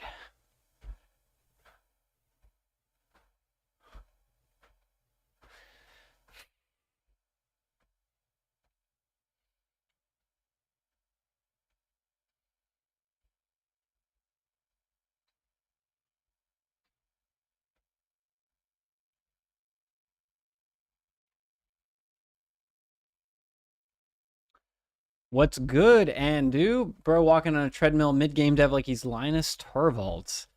If only I was a fraction of what Linus Torvalds is, you know? But yes, I am on a what's called a walking pad. It's like a very small treadmill, and I have a standing desk, and I'm dabbing. Yeah, take that. We're working on a little game here, you know? That's what we're working on. I'm getting this nice little, what's going to be an underground cavern, I believe. Right now it's above ground cavern. But we haven't wholly decided.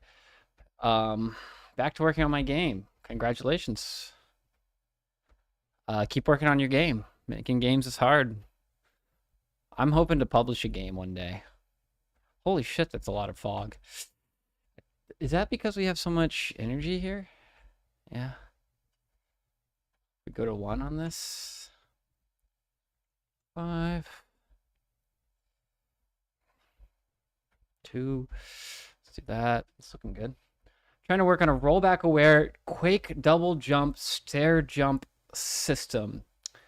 I think you might have come to my chat before a while ago, like maybe 3 or 4 months ago, talking about a quake type game, but I'm not sure. And double jump stair jump system, so yeah, that's tough because you've got collision, you've got you know, checks for in air. Yeah, you have about the camera. Yeah, hope I guided you well there. You know, you're always gonna have a tough time with this you know, rollback sort of system. But you know, if you are doing that sort of shooter, you gotta commit to it, and I'm sure you've figured it out.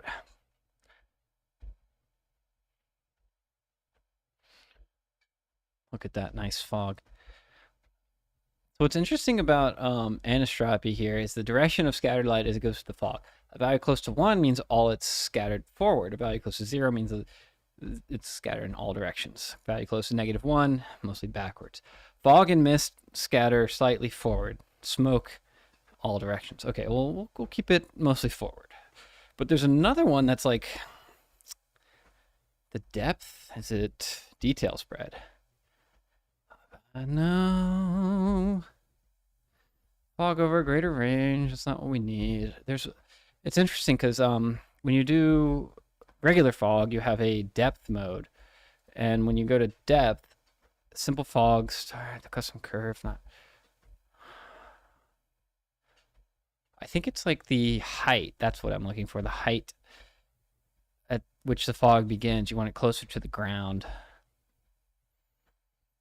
By the way, how much have you messed with shaders? We have a nice shader running right here in our water system, and I can show you the game as we have it currently if I boot it up. This is a shader in the background for my menu system. I can create a lobby. I didn't write that. That's from GodotShaders.com. Obviously, GodotShaders.com. Go there. Get that water shader.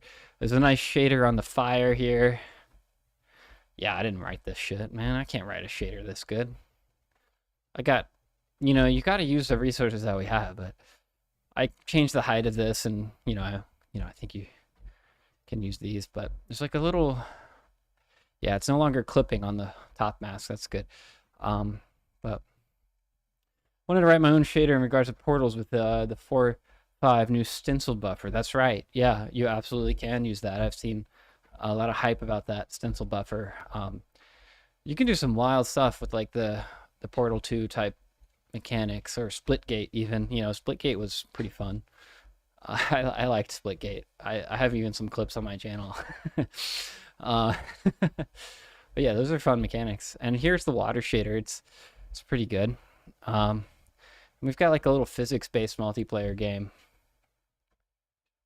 Holy crap, man, the new NetFox is really good. Like, in what ways is NetFox really good? Like, I've only used the older versions, like...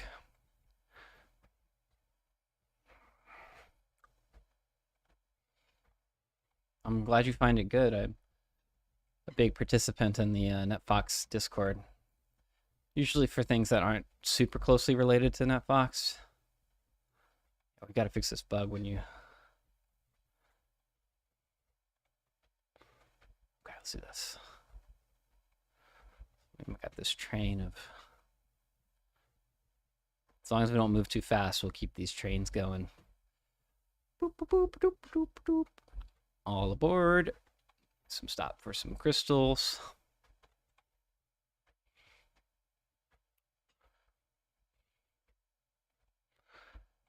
Put the crystal in the bag. Put the crystal in the bag. Put the crystal in the bag. Gotta fix that debug error. Come on, buddy, let's go. Let's go up the cliff. Goodbye, world. Come on with me, cart. You can do it.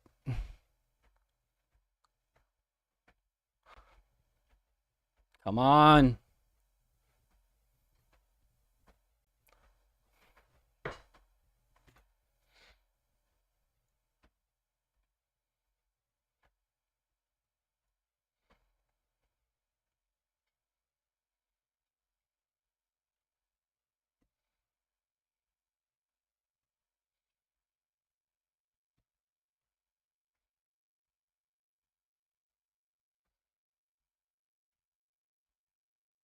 Fuck. Optimization for how the package are sent info is efficient enough not to split the packets up as often. Oh, okay, that's nice.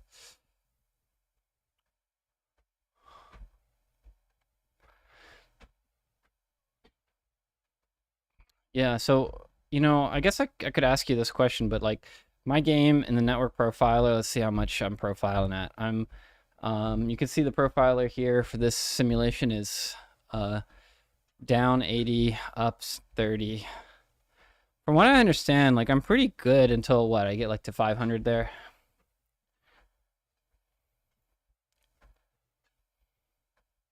So this pier is down 15, up 50. I'm seeing somewhere in the range of like, 15 KIBs, bits per bytes per second, you know, per peer. Yeah, your game is now at 20, whereas before it was 60 for the whole game, or per peer, or per client. Because I like to think about it per client, right? Per peer, yeah. That's what I thought. That's good. Yeah, mine's at 15 right now, but I probably have like a even simpler game than you might have. And I don't do any rollback. I don't have Netflix going right now. Netflix. That was a slip. Netfox. Mine's on WebRTC peer-to-peer mesh. So all my characters have complete authority. I don't do rollback. I don't do lag prediction. I don't do anything. I just let them have authority because no shooting. No need to police them on the server. A little different of a use case with a casual game like this.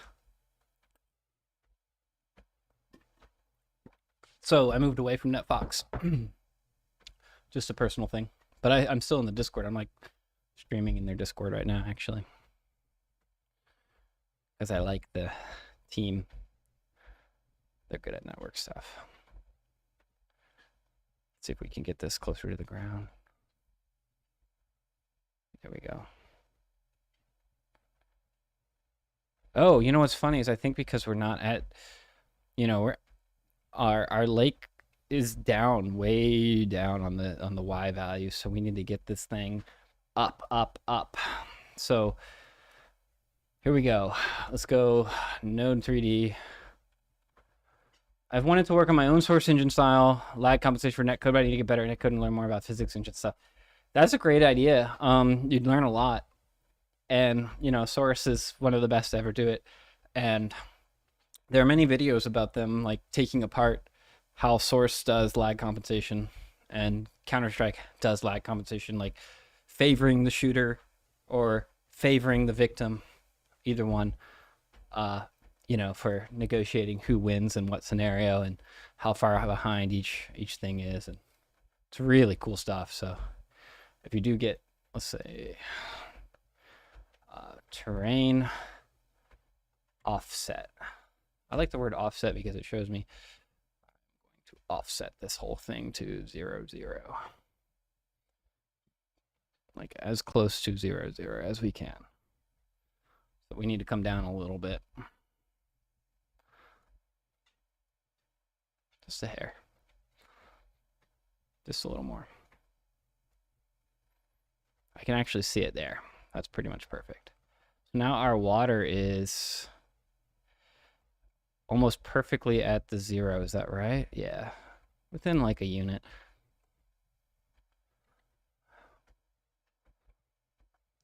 So yeah, if you can, you know, figure out all that stuff, then, you know, go for it.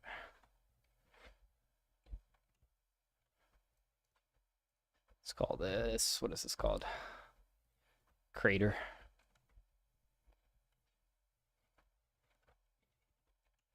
I really like what this is looking like so far. This is kind of fun looking. What we need to do for the crater though, the gem lake, is this, you know, mesh that we have here. The material seems not to be the right size in terms of the triplanar. You know, that's more like it.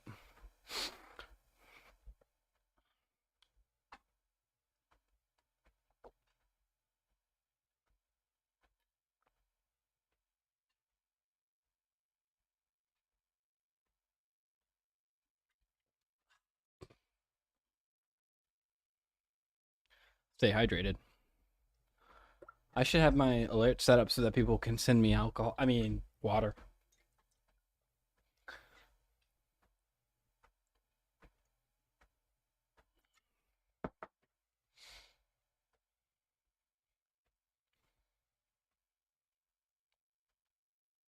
I didn't say that. You said that. I said water.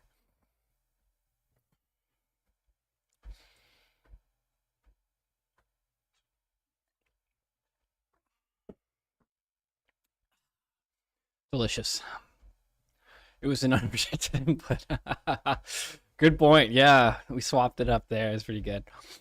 Yeah, you know, I do appreciate what NetFox does and the server authoritative nature and all the things that it does in terms of network time, and I might come back to it. I probably will eventually come back to it, but for now, I just throw these into a mesh configuration, and there is no server. They're just peers. They're hanging. That simple.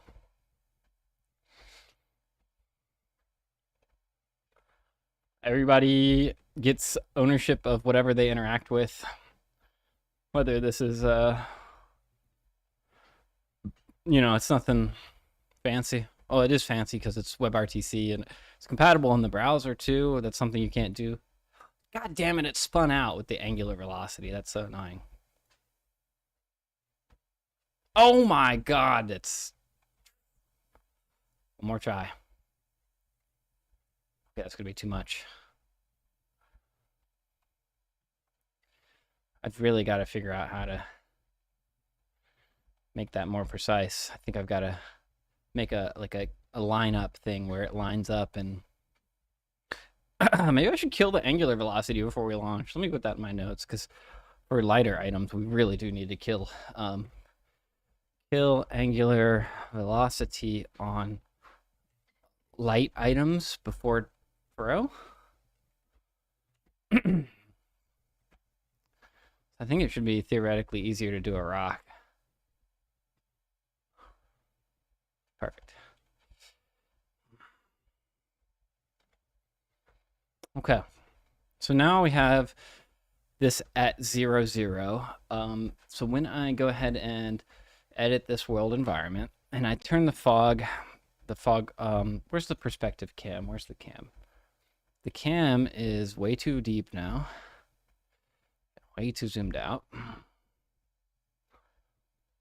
And we should put a player in here for scale so that we understand what we're working on here. Let's do player,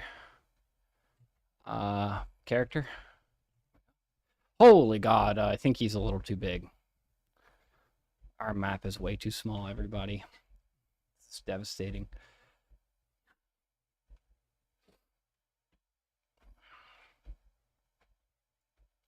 Let's go up 100.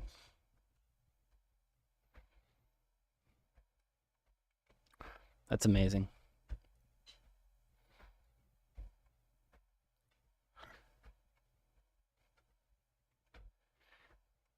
All right, let's drop a player back in there. Take another look. Character. He's still that big. What the fuck is going on? Am I... Oh, because he's in this fucking thing. I'm stupid as literal balls.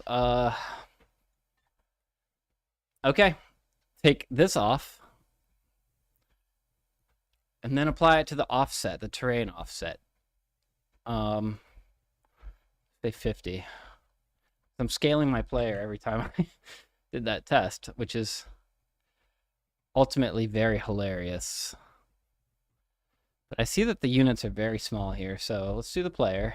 But this time he won't scale with the whole lobby.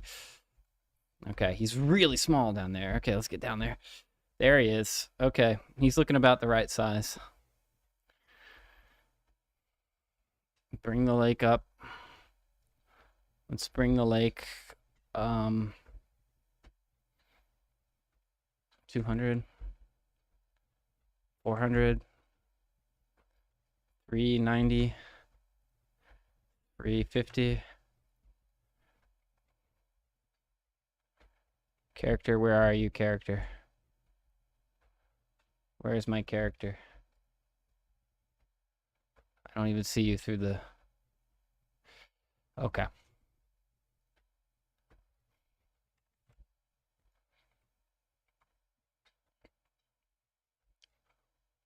I'm having so much fun. No comment. 280. 250. 200. I should use the bisect formula there. Is this too big now? This map... There's only one way to find out. It's to run the scene in offline mode. So if I go Customize run instances offline. And 1. This might allow me to walk around. There's like a 10% chance it works. Didn't work. The reason why is that we have no fucking camera. But we can fix that by going to the main scene.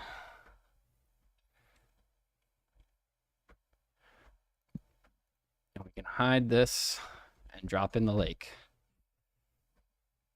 Now, let's do that. Well, this could drop in. Yeah, I dropped in the whole map. Fucking Christ. Okay. Redo. Take that out. Take this back. Throw that. Throw this. Go here. Let's do.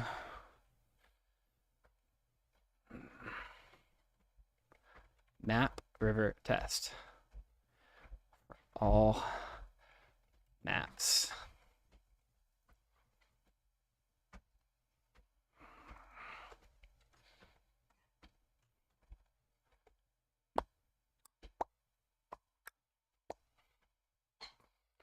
All right, I gotta pee and then fix this in a sec.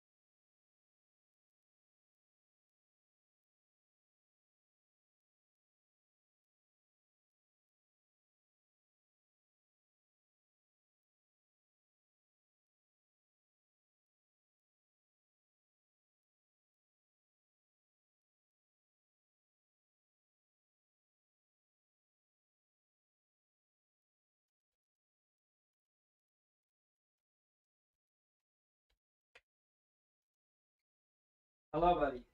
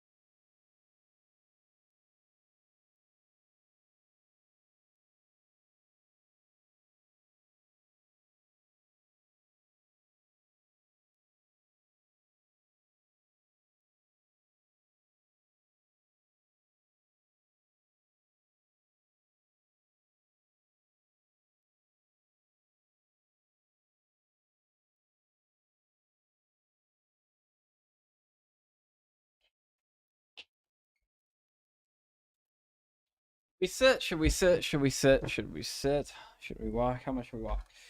Yeah, we walked 2 miles. I think that's good enough for now.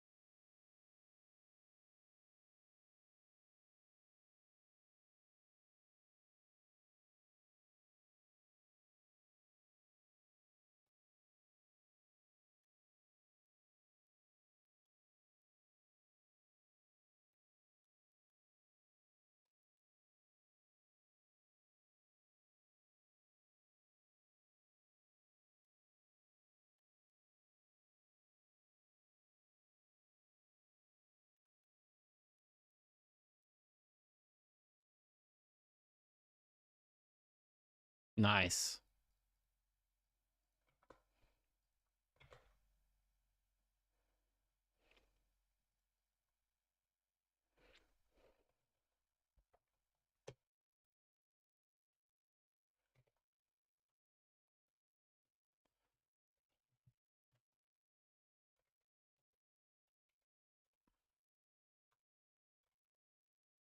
I don't know if this will work, but that would be cool if it did.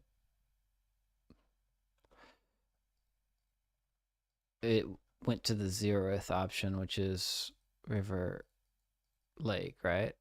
So if I change this, bam, hell yeah. I just might be the best to ever do it.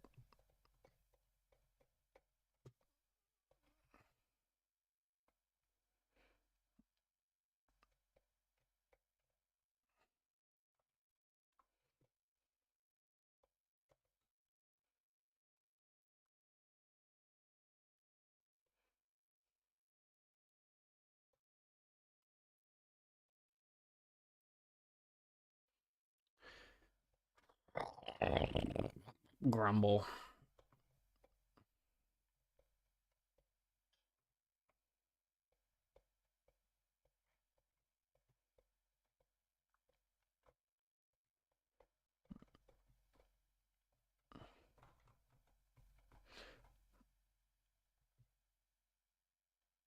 I get to tumble down this hill and bounce out of control. Hello, hello.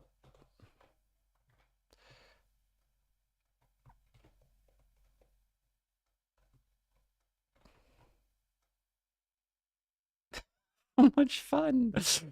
Who's not having fun? You say you almost have something working, but sometimes it just doesn't catch input. Well, you know, the gather tick is only on, you know, certain things, so you have to like do this whole Boolean rigmarole where you set true and then clean up true and then such an annoying thing. So what type of input is it? Is a one-off action like shoot or jump? Because those are you have to set them in the process to true. And then once you gather them as true, you have to set them to false in process once the gather's over. It's so annoying. One thing I did not like about Netflix, I keep saying Netflix, I'm going to fucking flip it.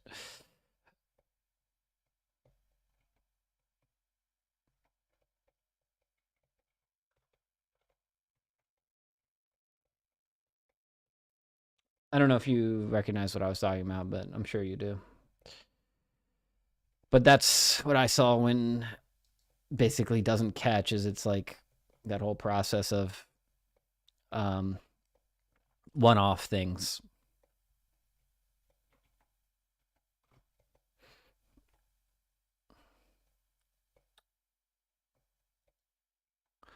We got to implement swimming. When you jump, the jump increment counter to determine the height is checked with this fresh and won't update the jump counter. Yeah, unfortunately, that's out of my league in terms of the is fresh check, because I never got that to work. I wasn't even as far along as you got. I'm wondering if this is the right size. Yeah, I didn't get the is fresh check, like never, like wasn't ever consistent and or serviceable when in my testing. Like I just gave up. I hate that answer, but you know, the folks at the Discord will be more than happy to if you outline your issue in a forum post, especially, and then you know they'll definitely. So is this the right size? Should we go a little smaller? Let's try a little smaller. I like the map though. I really like it. I love the map. Get rid of this guy. Fuck him. Does he get out of here when I do this? Yeah, he's not here anymore. Nice. All right, so if I make this smaller, I should be able to stay in the map. Let's say 40. Okay. Oh, cool. I fell through the map. That's neat.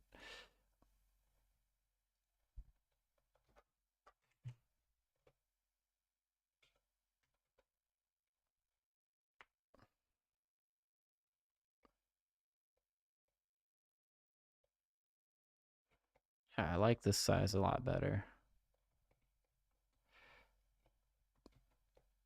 There's still, is there enough lake? There's not quite enough lake for me. I like the lake, but I want to go a little bit I think slightly bigger, and then bring the walls in. Because actually, let me go up there and just go see.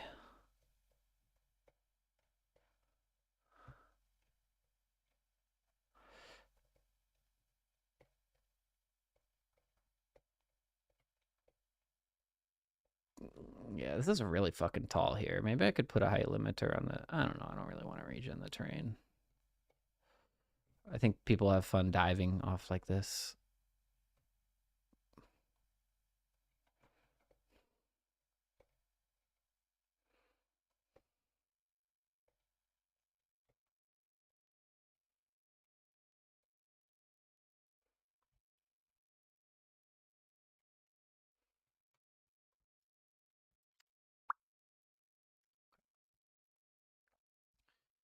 If you want me to pay my taxes,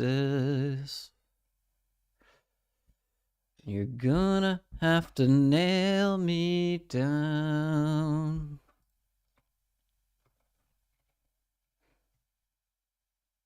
Hell yeah.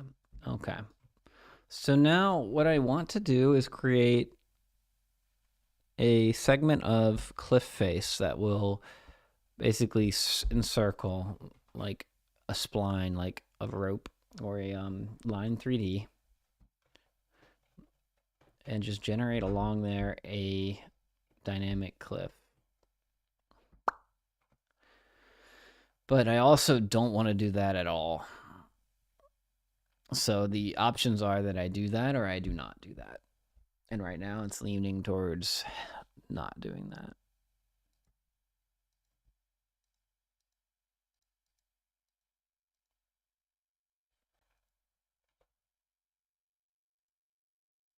These are values to make it move, I believe.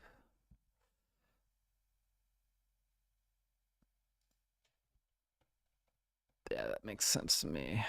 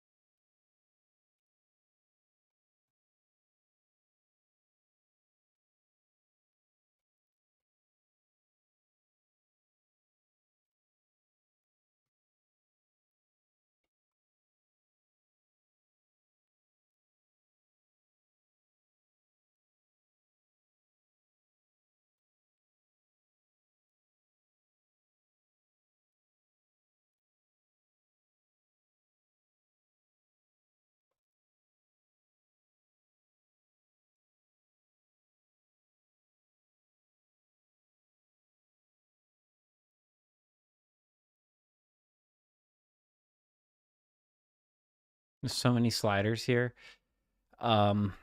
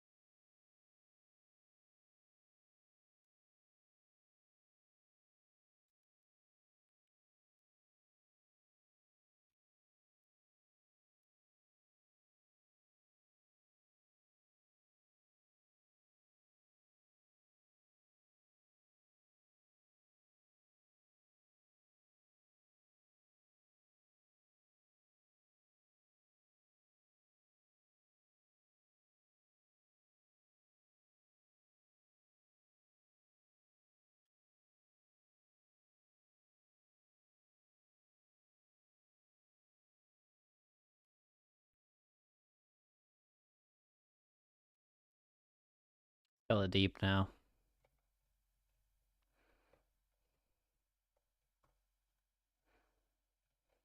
It's a lot of lake.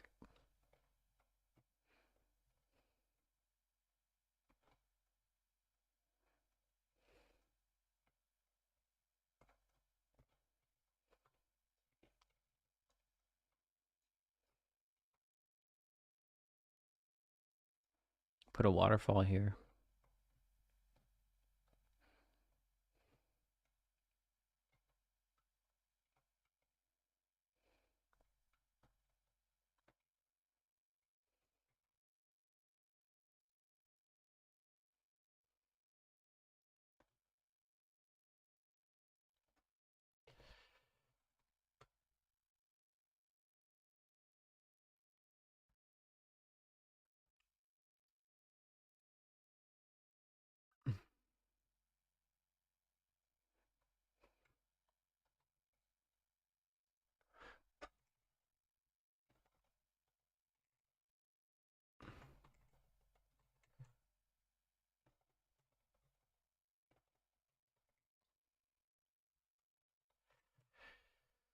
Oh, how much fog can we handle without destroying people's processors? I don't know. We're gonna find out, aren't we?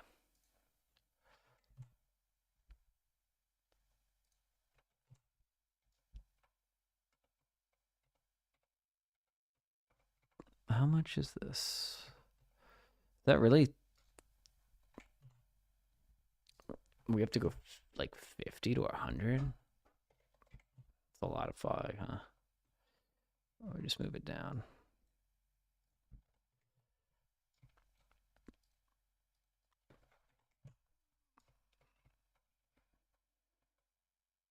Well, that's too crazy. Just, oh, -20 rather than -40 will even it out, right? This fucking crater off of me.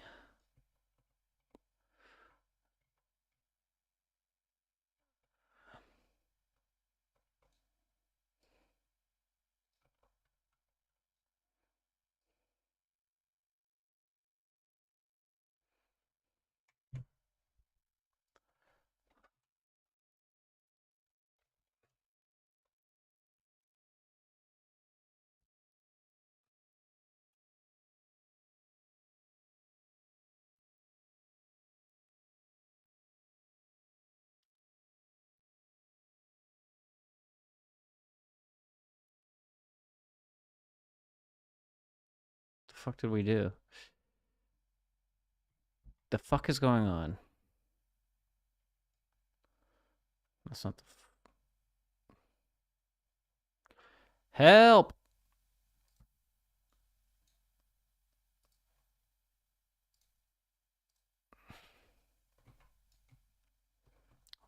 Where'd all this fucking fog come from?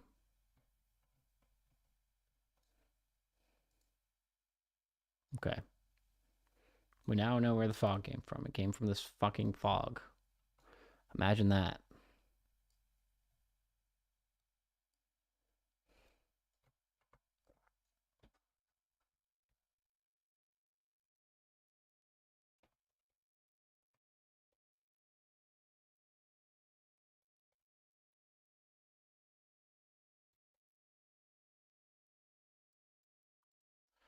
What's the problem?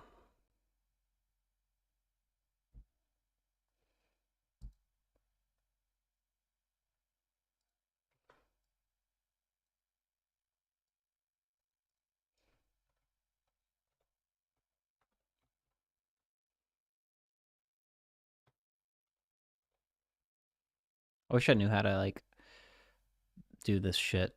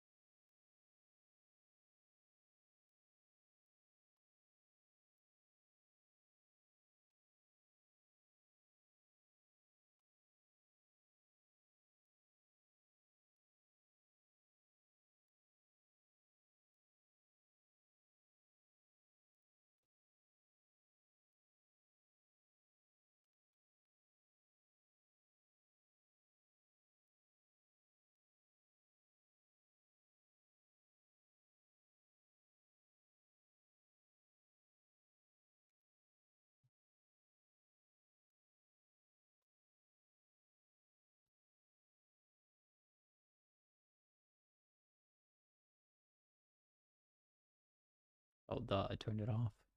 Funny.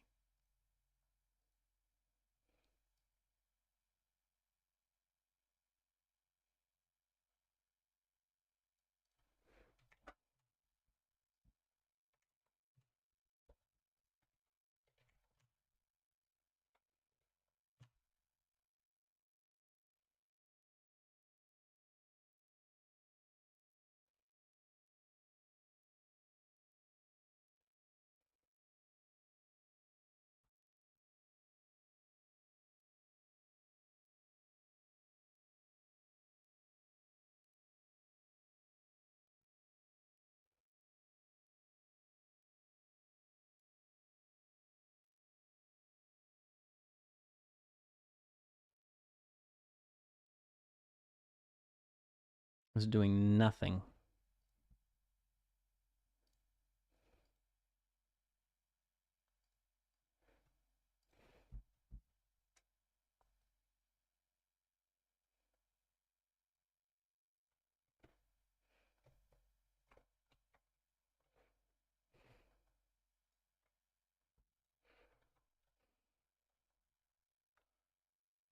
Working on fog. I'm just having fun with the environment. Like, it's one of my favorite things to do, and it's probably pound for pound like the worst thing I could be working on, because it adds nothing. It adds no value. But I love it. But why do I love it? I don't know. I don't know why I love it. I just love it, and I can't help it. I don't know. I love making a foggy, nice, weird little place, and I don't exactly understand what it means, but I like it.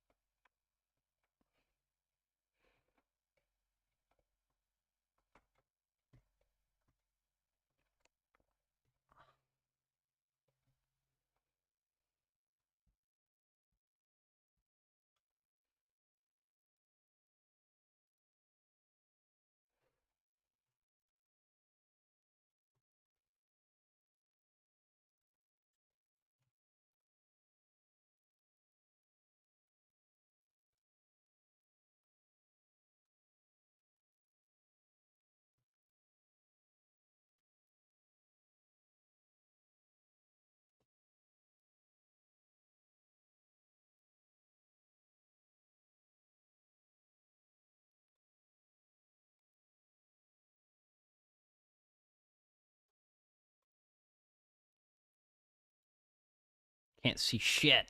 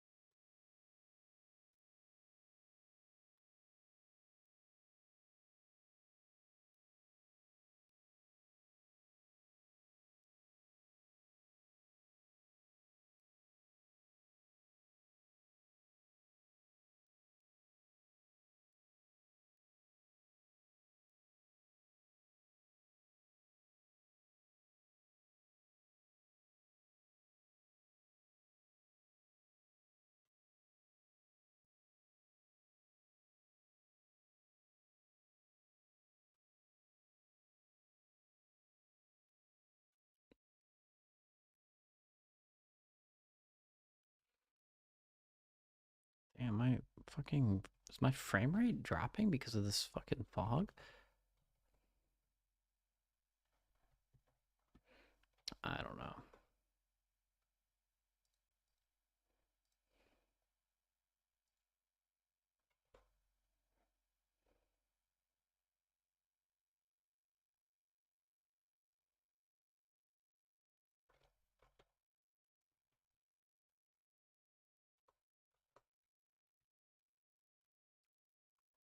There's so many little knobs to tweak, and you know, but why? Put in some green.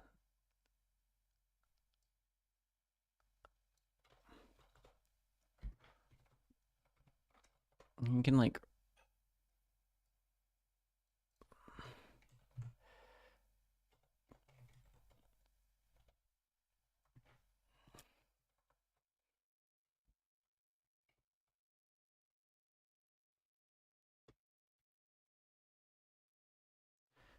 fucking amazing.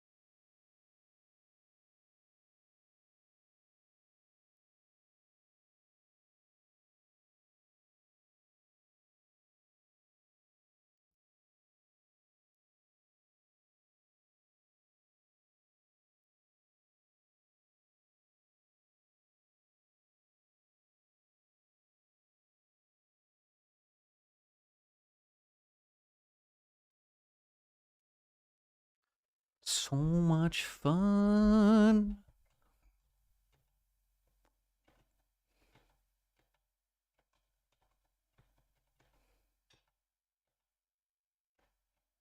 I don't know what I'm doing.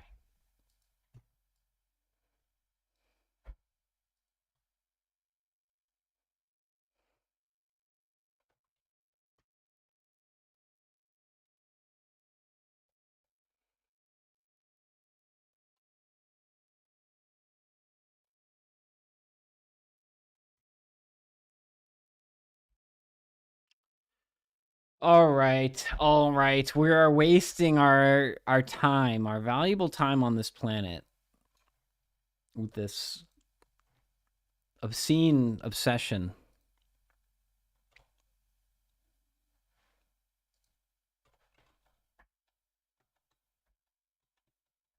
Right?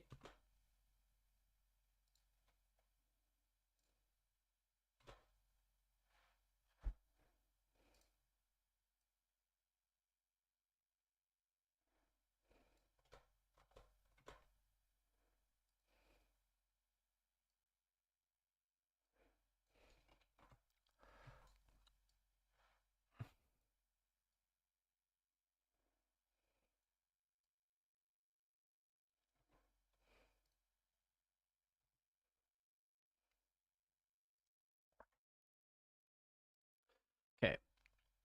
Here's the deal.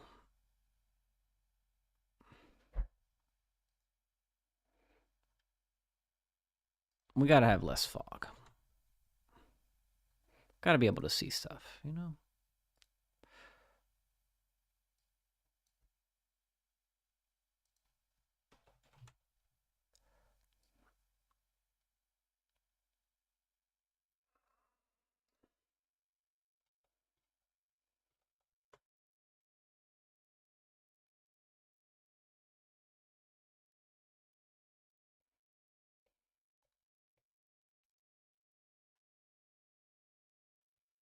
We're just goofing our life away.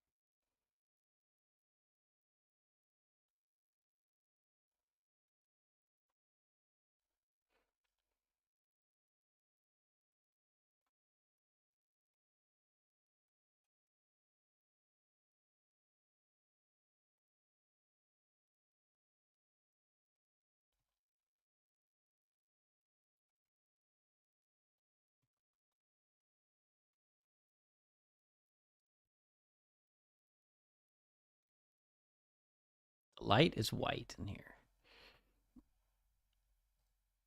What if it looks more like pink? Or what if it's just blue? It's nighttime.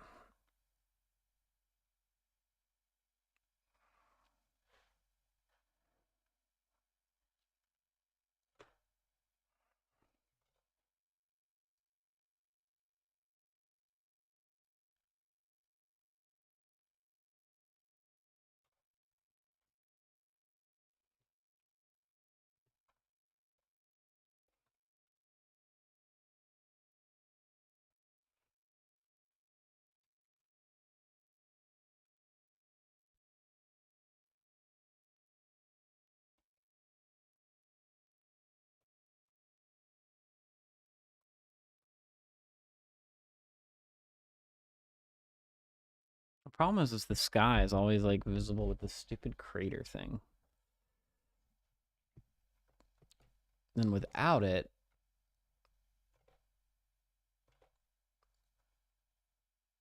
oh, I have an idea. Hello, crater.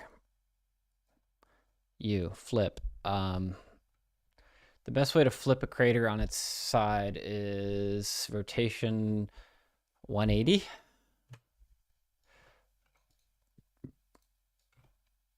There, now it's an enclosed dome. Now, when we do that, no light, no sky will exist. Duh.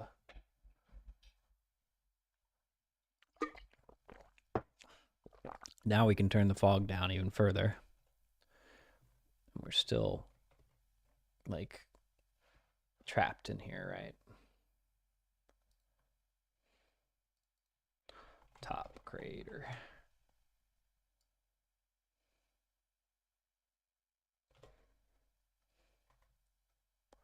It's not seamless.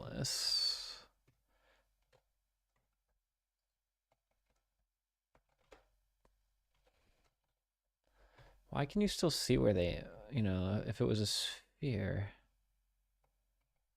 Oh, what if I did a giant... Got rid of both craters. Mesh. Hello, giant sphere. Radius 300. Height 150. It's a big ball. That's way too big. Okay, how about a 20? Oh no, 100? 50? No, we do 100 here.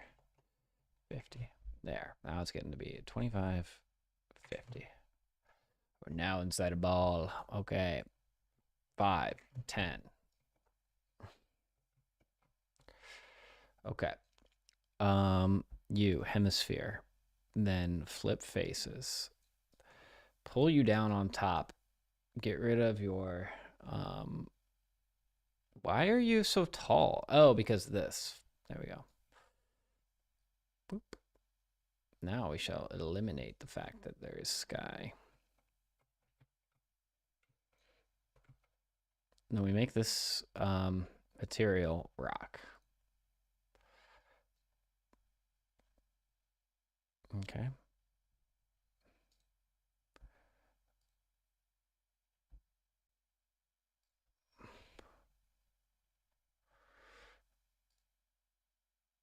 think I clicked the wrong button. UV.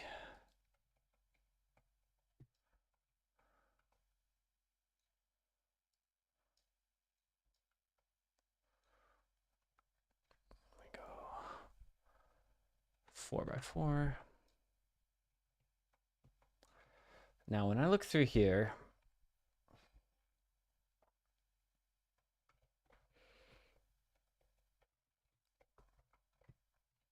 we're in a big zone, but we're just gonna keep limiting that.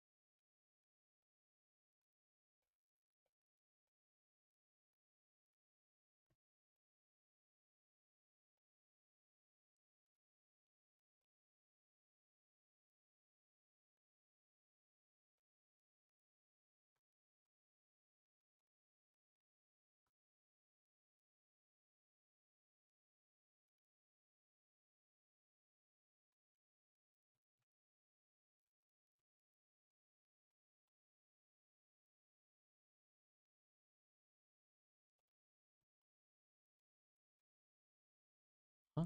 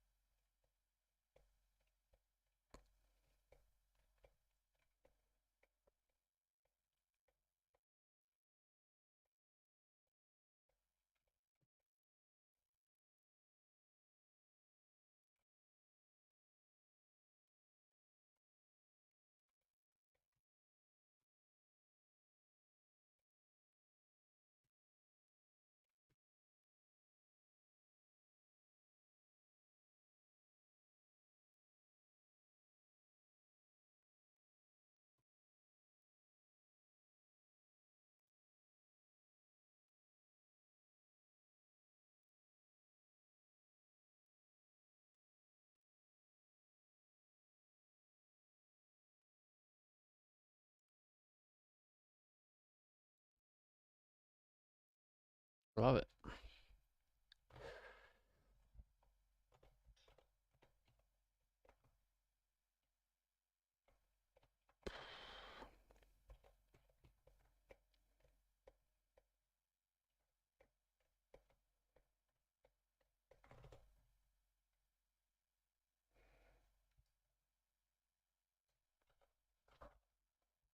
Okay, it's very blue in here.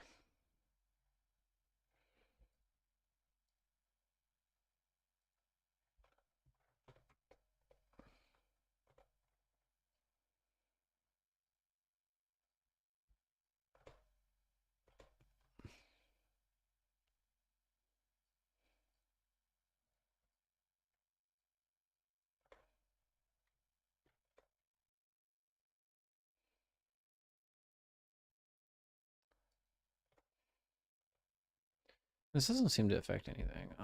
Let's see, clear coat.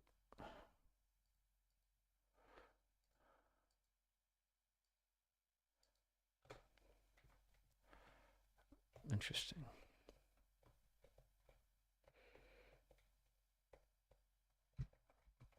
No, when we turn on fog, what does that do?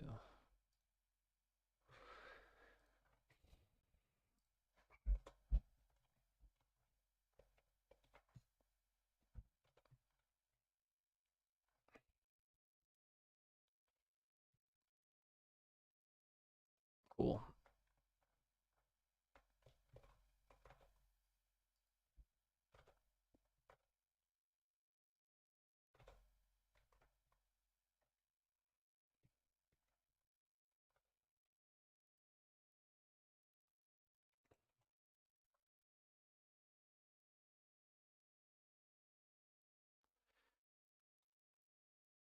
Okay, learning a lot. I think I'm gonna take a small break because I'm not making any progress, but learning. Be right back.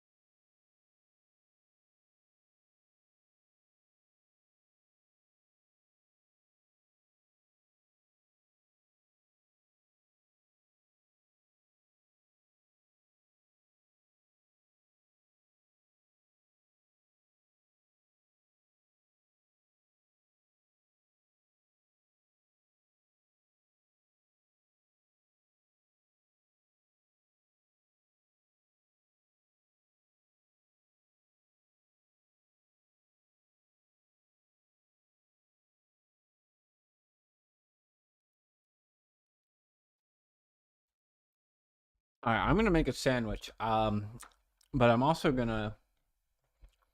I have this excellent idea. Let's go draw it.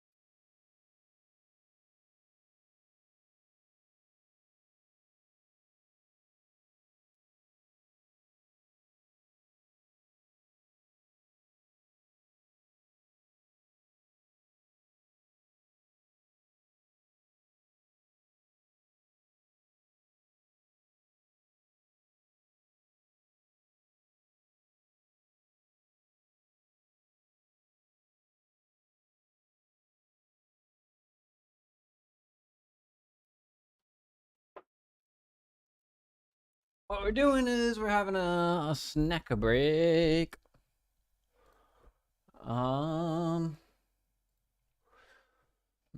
I'm getting killed by a pretty good time. I'll be right back. Can I do it like this? Can I go like this? Yeah.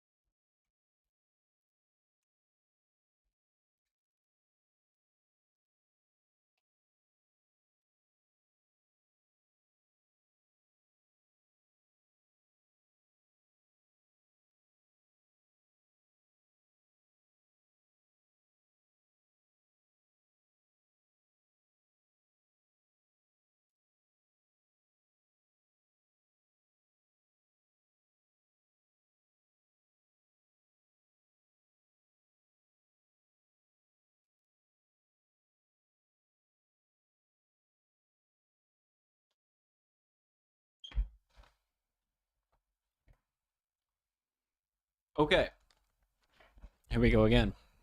We're gonna do what's called take 2 of this beautiful landscape. Fuck off landscape.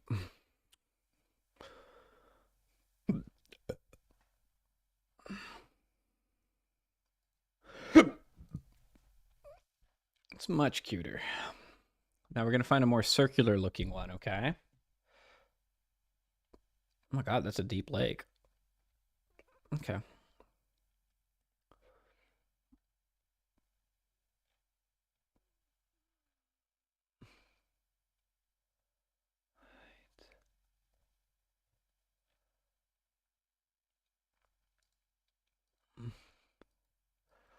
Give me a lake. Give me a lake. Give me a lake. Give me a lake I like. Give me a lake. Give me a lake. Give me a lake I like.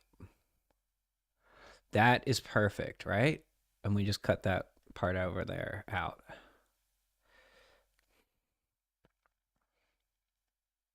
It's got a little island in where he wants it. The only issue I see is that we cannot cut that part out. But that's okay.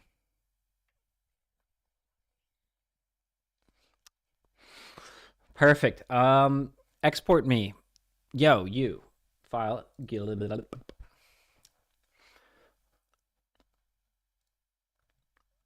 Jim Lake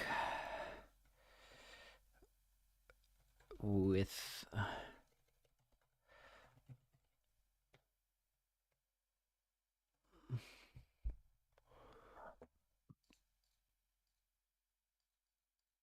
done.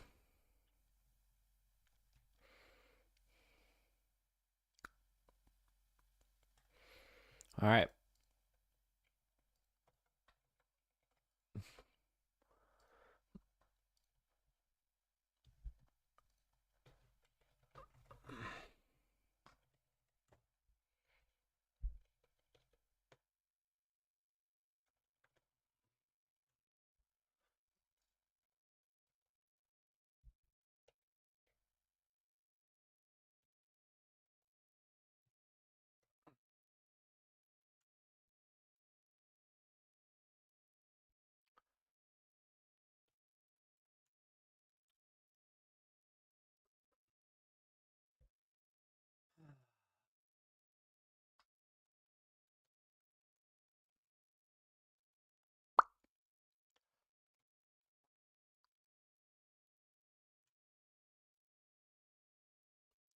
A little bit big for this lake, right? Isn't he?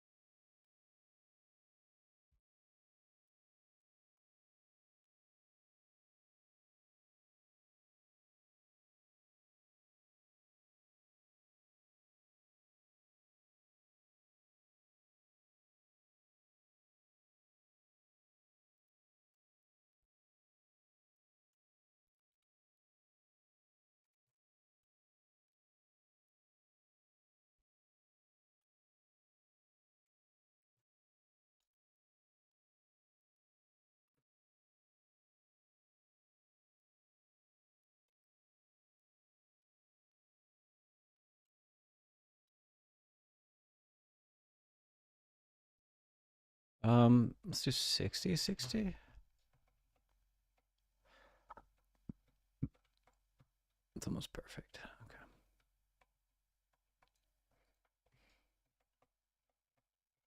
So what's that mean? Oh.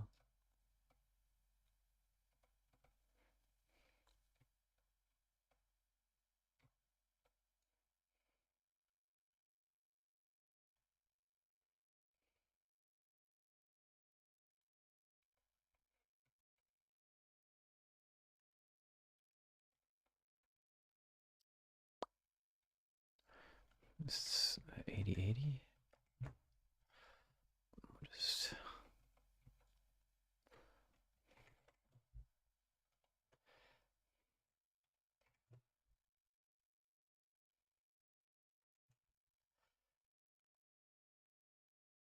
Just a little more claustrophobic, huh?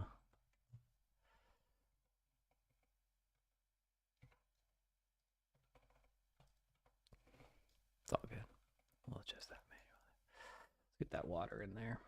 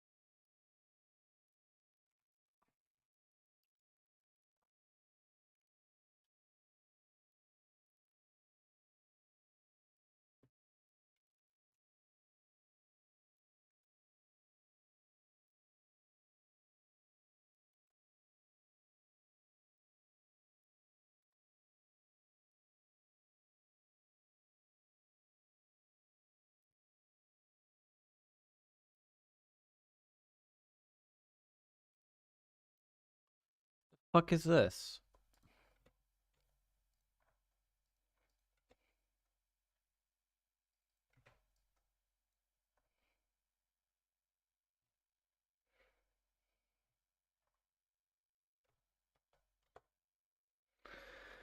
I'm getting killed by a pretty good time.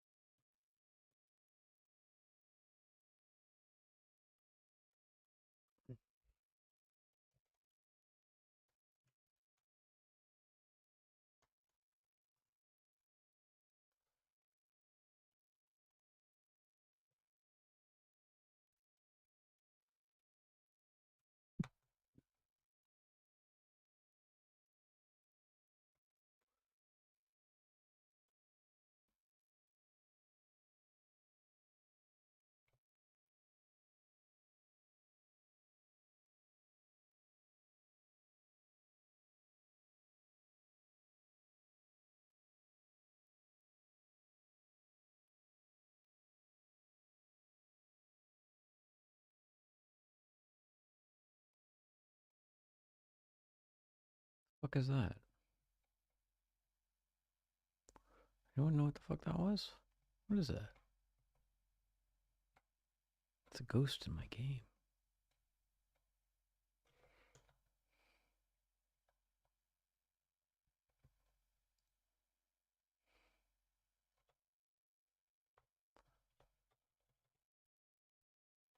Hello, hello. I'm streaming. I'm streaming some Godot on Twitch and in here. What's up? I'm just I like to do networked multiplayer games, so I, thought I'd share.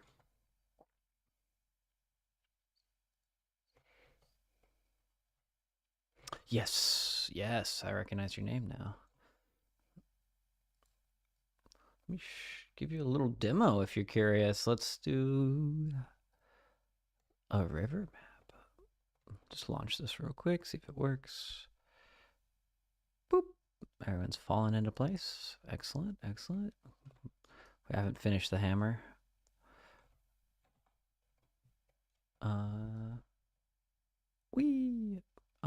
This is offline mode. So let's go multiplayer. So feature tags control what network to use, obviously.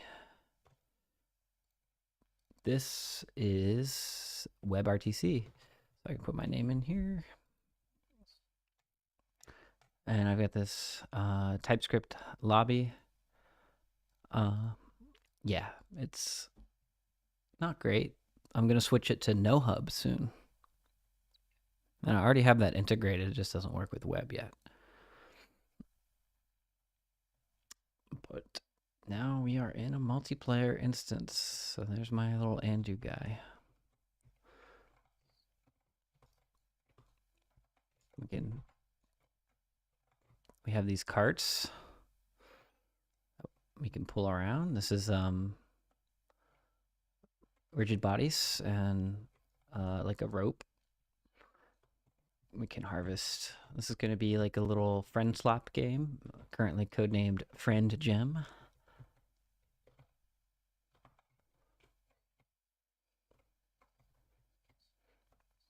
Yeah, I think we're gonna release on itch soon for like, I don't know, $1 or something, and just have people have fun with it. Might open source it, I'm not really concerned about making money. I just want people to have fun with it. But we have some like emergent gameplay where we can, we pick up players and we can throw them. You can pop out of that. And then another cool thing is if I pick up a pull here and I get into this cart, this player can now pull that cart, and as long as I don't go too fast, we've got a train going. Yeah, so it's all just physics, and it's only about 15 kilobytes per second per peer, because we don't really like do that much for these like minecart. This is full of hitch, which is the rigid body on here, and then linear velocity, position, rotation, linear velocity, angular velocity for the vehicle body. These just help linear velocity. The other thing is that we're all in mesh networked WebRTC, and full authority is given to every player and everything they touch. Yeah. Absolutely not. If you want to cheat in a game that looks like this, by all means.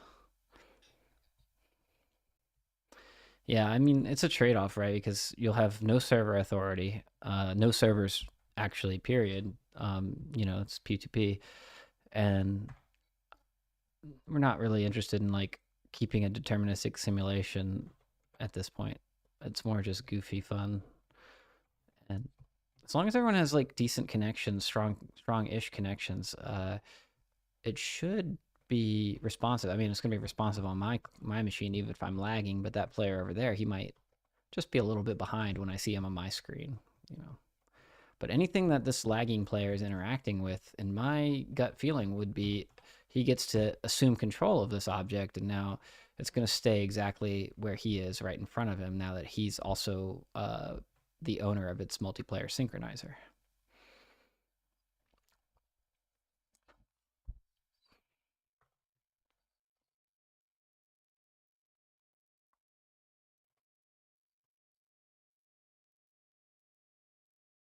Yes. Yeah, I did that because normally that's like a no-no, but it's not hard if you manually spawn things and use set visibility on the synchronizer, right? Uh, yeah, I thought that. Yeah, that was like people keep asking me that, and I was like, you know what? I was just like walking through. I don't know. I was like cleaning up the house or something. I was like, wait a second. I think I could do this. This is not hard. And now, yeah, that isn't in use here. But you know what I learned from that is about set public visibility and stuff. So when I delete an item, like I do turn off visibility so that the synchronizer doesn't care. Um, that sort of thing. It's nice to do.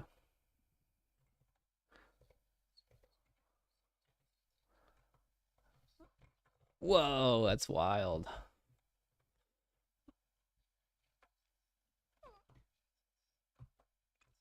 Yeah.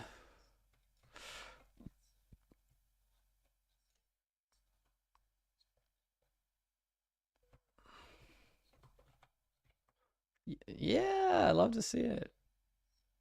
You have a link I can look at, like YouTube wise, because I, mm-hmm, your channel.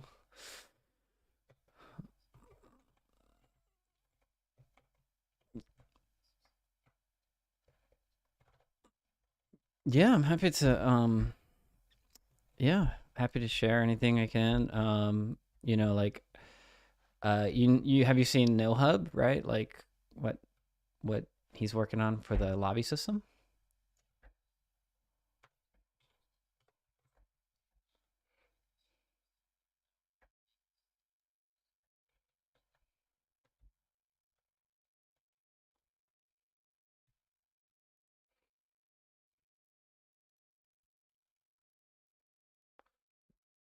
Mm, yeah, I mean, so I have this system that I made with a lobby, right?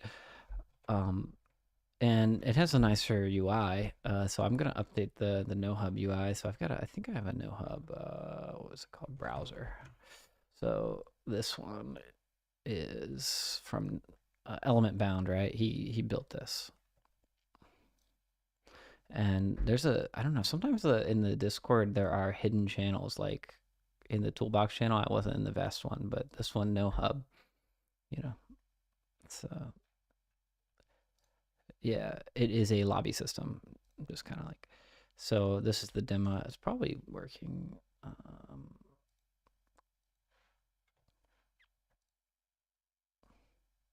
It's funny that this doesn't change. Yeah, so the way his system works is a little different because it's very low level. It's all TCP like packed packages. And if you look at the No Hub like repo, it's got quite a bit of documentation about this netsock thing, but there's a Docker image. It runs really fast in TypeScript and Bun, and it does a really good job. So if you're on the hunt for a lobby system, you can come here. Oh yeah, yeah, that's gonna be better if that's your target. Obviously, it's gonna be better.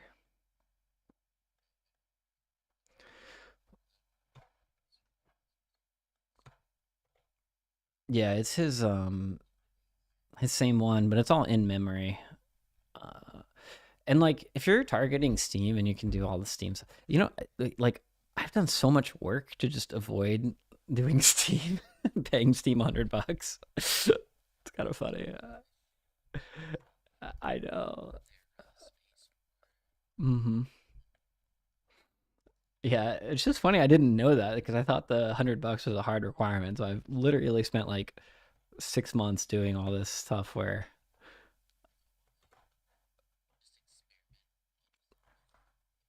yeah, uh-huh.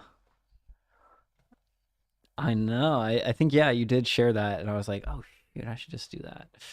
But luckily, the way that my project is set up is that in my network file, basically, I have two different peers that I have to do that just says our, Steam peer, and I'll be fine because all my stuff will work because I just like, mm-hmm. But it's a separate peer though that they give you in the plugin, right? Mm-hmm.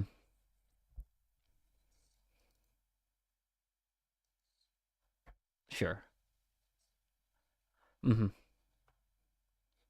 Yeah, it has the same signals that I'm using here, right? Because you know, yeah, create like,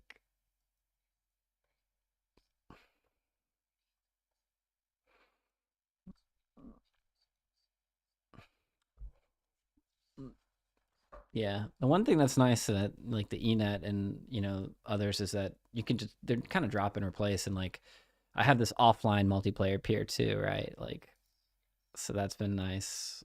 And then enet will do local host.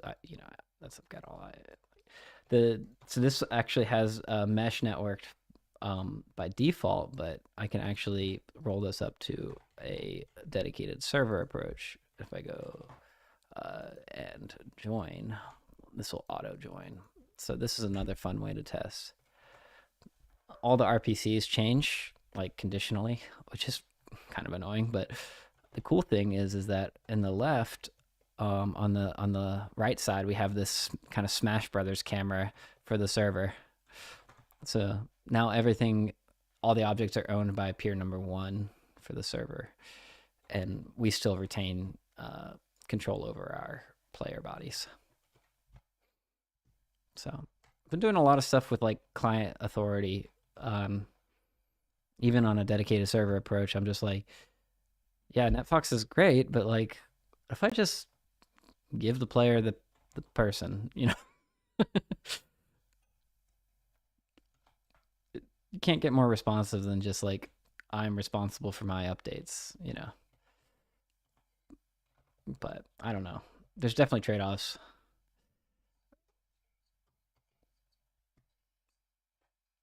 Yeah, yeah, and the players will need to work together and stuff, and like with latency introduced, like, and he's trying to grab a rock that I'm trying to grab, that sort of thing is going to be really bad unless I do lag compensation.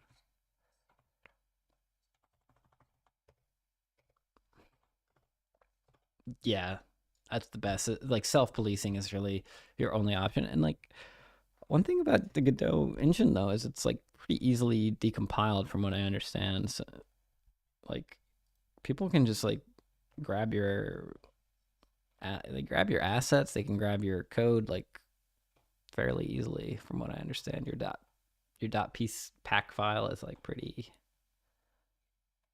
you know. Mm,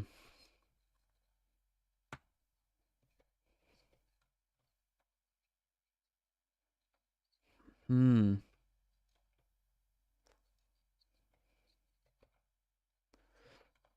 Yeah, and that's funny because Unity, like, it's yeah, it's so big. Obviously, people are after it, but they should like by being virtue of closed source be able to protect it a little better than Godot was able to.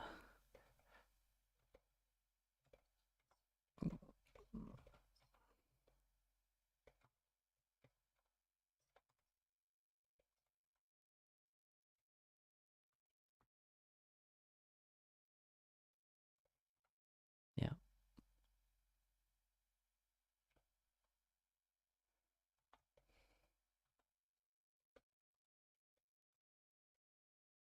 Yeah, the third person controller is from a repo that's in the asset library, and I've grown to like just really love this character controller. It's very robust and composable, and like I've added some features like this ragdoll. Um, and I'm just having fun throwing rocks through the ground, and then they fall back. Yeah, I don't know. I think you got to make the walls thicker to stop this tunneling. But my solution was just to have it go up in the sky. Whee! Oh, tunnel right through.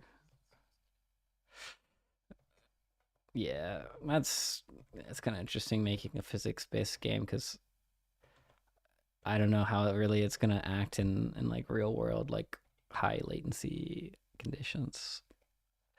It's like a chance that it works, but there's a good chance that it also doesn't work great.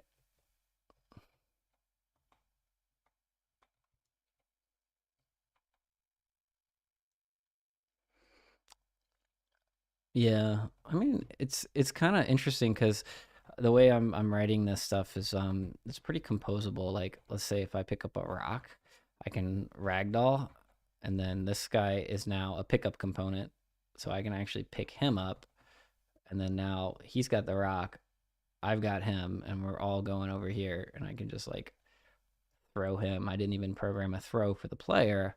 I programmed a generic throw for a pickup component, so then I can pick up. Yeah, that's nice because it just sets the owner, and I also set the owner the multiplayer authority in that same process if we're in mesh mode. This poor guy just got hit by a rock. Oh my gosh, he's still got the rock. He has the rock no longer. I will make a note. Measure pickup component from ragdoll when there's a break distance on picking things up that's only measured when you're a real boy. I'm hoping people just have fun with it, you know.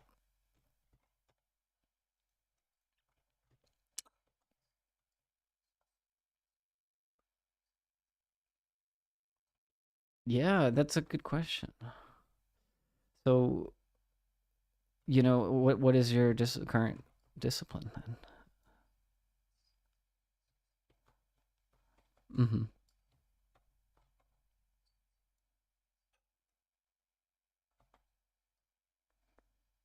Mm-hmm.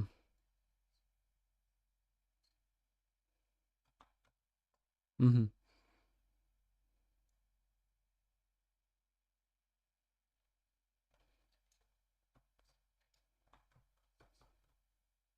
Amazing. When's you gonna wrap up soon?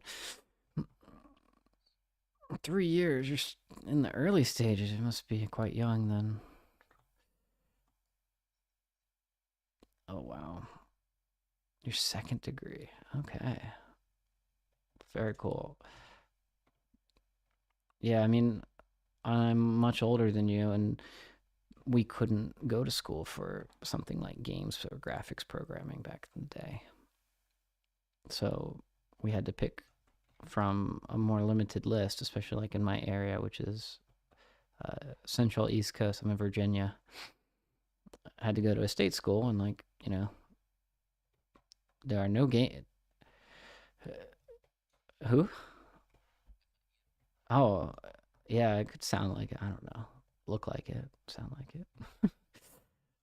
But no, I live near DC, and I had to go to a state school, and so just the number of majors that we had available, I had to pick something a lot safer. But the cool thing is that having a software engineering career is lucrative enough to allow me some downtime and extra padding to make games, you know.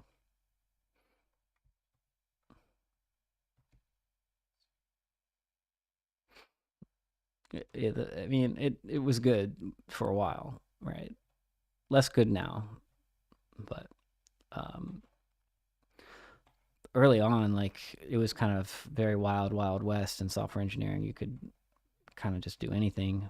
They were so uh, hungry for people who could code. No matter what type of code you did, especially web programming, which is what I do, is web and cloud architecture and stuff. Like, so you just get your, you just learn your AWS stuff and your TypeScript and APIs, and boom, they were hiring like crazy back in the day. Now it's like,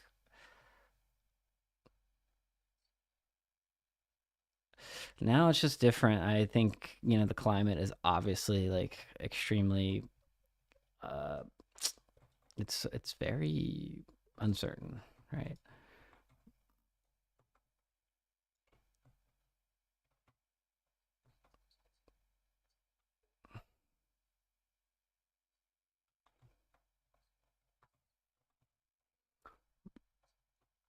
It could be, yeah. I mean, if I think, the games industry has shrunk year over year a little bit too, though, so it's kind of scary. But if you have the niche and the correct way to get in, and I'd like to go into games, but I've got two things going against me. Is that, like, one, I really like to do Godot, and nobody hires for that, and you know just obstacles. I think Godot's getting there though, in terms of like smaller studios making bigger games than it. That's right. Yeah, it's a good point. I mean, they must have been looking for something, and they were like, "Hey, this does all the things we need." That's pretty cool. And like,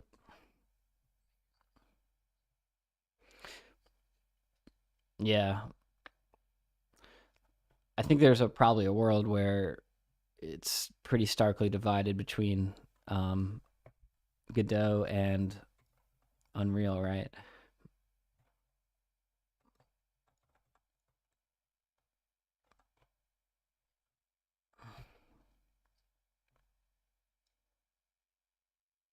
Yeah, I tried Unreal and I thought that I would enjoy it. I really liked the character controllers that they had available, and how cool the vaulting and the crouching and all the cool stuff they had in terms of 3D character. But it just set my computer on fire for like 5 hours, and I was getting like 15 frames per second. And so I was like, yeah, this is not as amenable to a indie developer or a hobbyist like me, where I can go tons of frames on a kind of a dirt computer.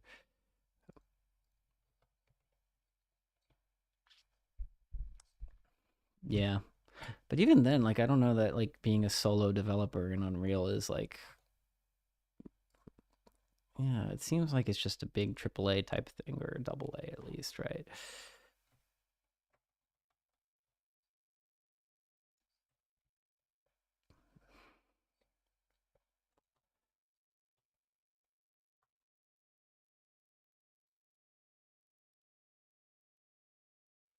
Hmm. Yeah. Uh, Yeah, it's definitely interesting. And I'll probably revisit it one day when I'm, because I've got a lot of reps now and just decent stuff. And yeah, and the fact that it like automates out a lot of the character work seems really nice.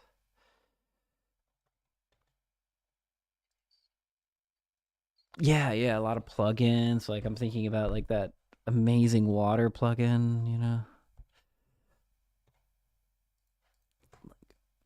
hyper realism. Oh, interesting. I never. Mm-hmm.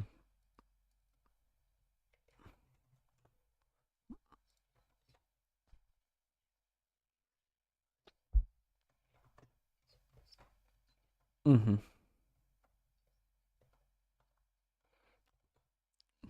If only it were that easy. Yeah.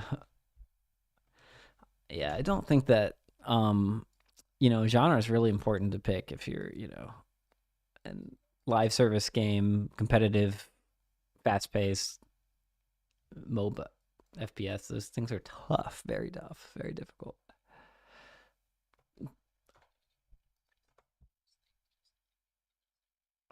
Yeah. hmm Yeah, totally. Yeah, yeah, exactly. I think Godot is just not going to be well suited for a fair amount of those genre things, but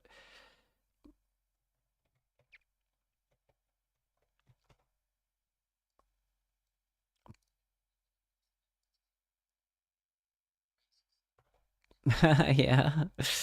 I mean, it's a whole nother like thing because like you've got to. Are you doing your graphics processing too in a custom engine?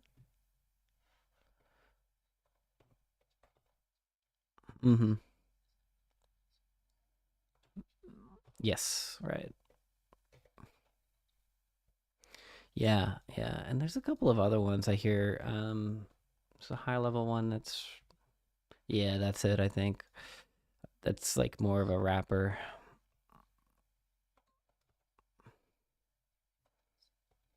Mm-hmm.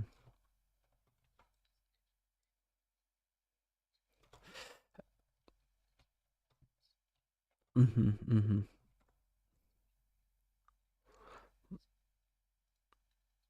Mm-hmm. Interesting, interesting. Lots to think about.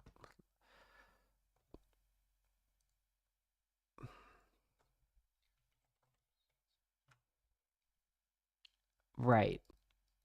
Oh,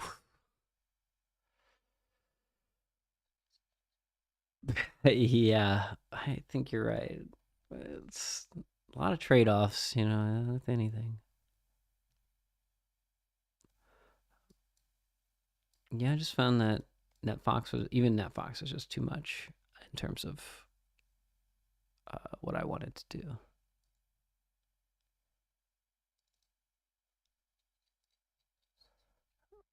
It is too. It's require. It's no.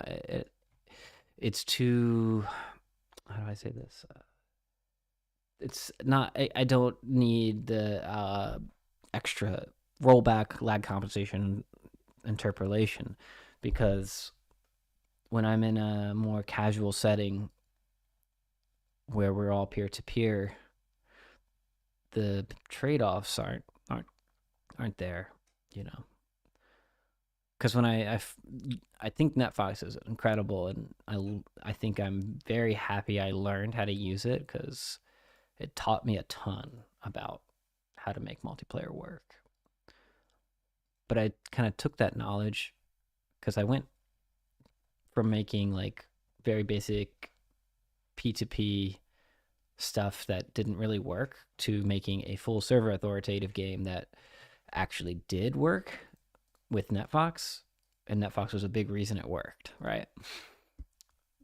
Once you get a control, you understand it and it works for you, it's really, really good. But then I've circled all the way back around to, oh, just give client authority. you know.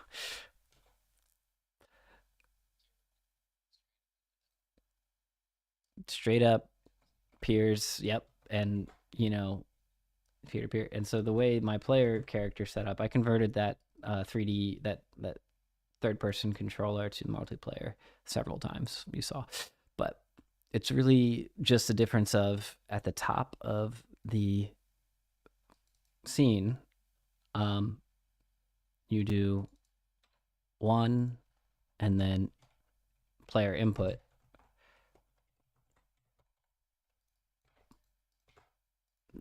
Peer.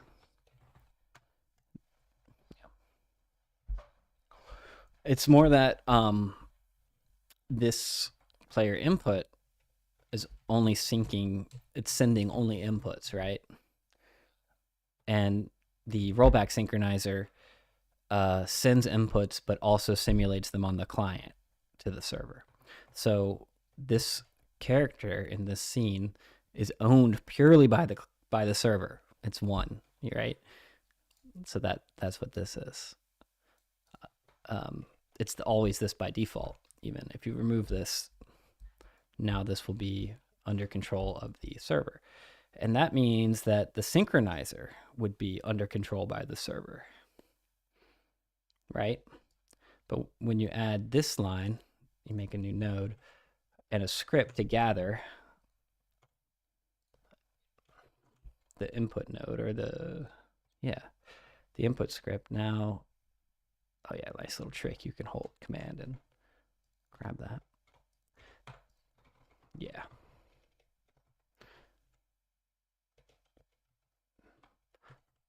Multiplayer, get unique ID.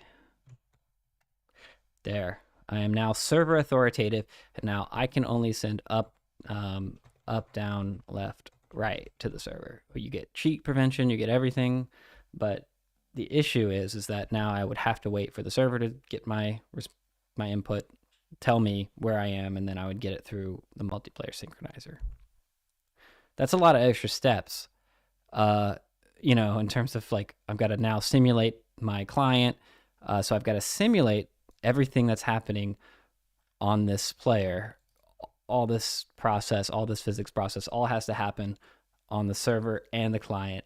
And I've got to reconcile them between rollback and all that, right? And without NetFox, I would not be able to explain any of these processes.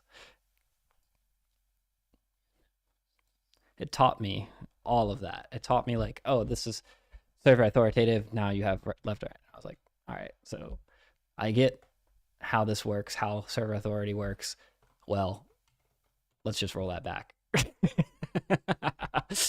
You get to have whatever you want. You get to tell me what you're thinking, player. You could also do this unique ID, I realize, and that is already an int. I bet this would just work. I'm kind of curious.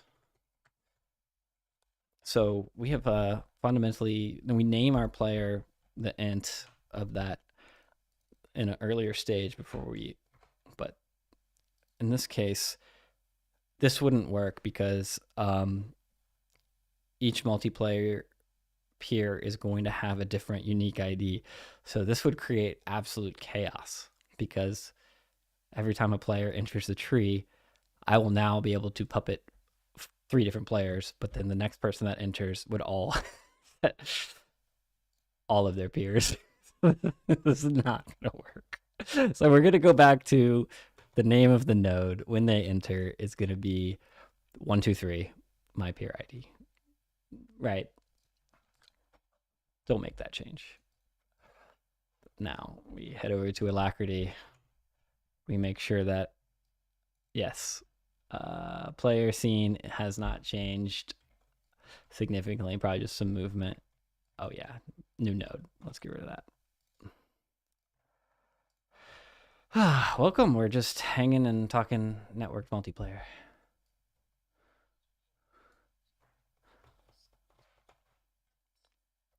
Hey, I've seen your game. The earthbending game looks amazing. Love it.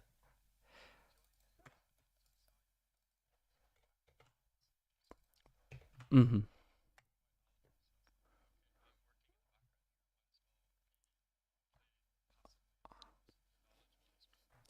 Yeah, absolutely. I love to, stream a little bit here and there, and it's a social activity. I love the Discord communities are so helpful here, and Atticus, who's in the chat, has helped me with some issues, so it's been a lot of fun today. But yeah, I'm happy to answer questions too.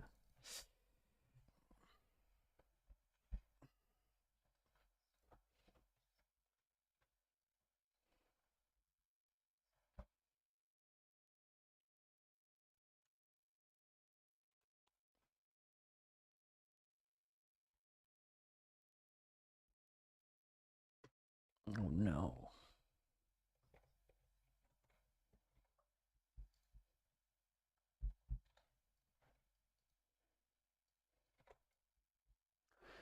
Let me Yes, this is my main project. I can give you a quick demo of no, please. I'm here to entertain as well because we've got the Twitch chat going too. So I've got this yes, that's right. Yeah. And I've got this lobby system that I created, and this creates a WebRTC peer-to-peer connection. Really flexible. It's the same stuff that like Zoom and Google Meet use for video. We can also use it for Godot.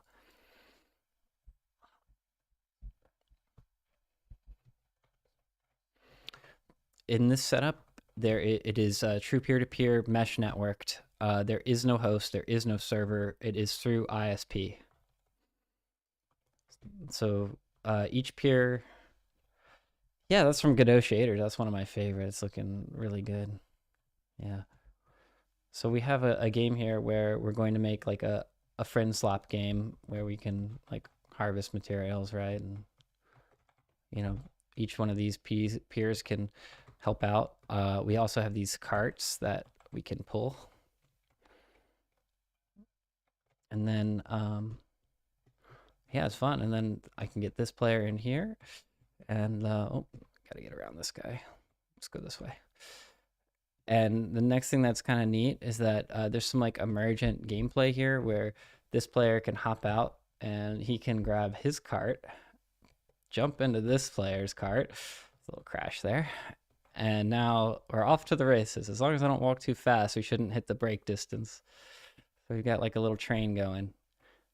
And notice on the purple player's screen, his cart that he's in is jittering. And that is something we're going to solve. But because teal player, the one I'm walking with, owns the purple the cart, it's his cart. When he activates this, he gains multiplayer authority over it. Because there's no server, so he has to say, I'm the one giving updates about this in the multiplayer synchronizer. I am telling this cart its linear velocity, its rotation and position. So what that'll do is if he's in this cart, he's going to feel that jitter. If he's not in the cart, he might not feel it, right?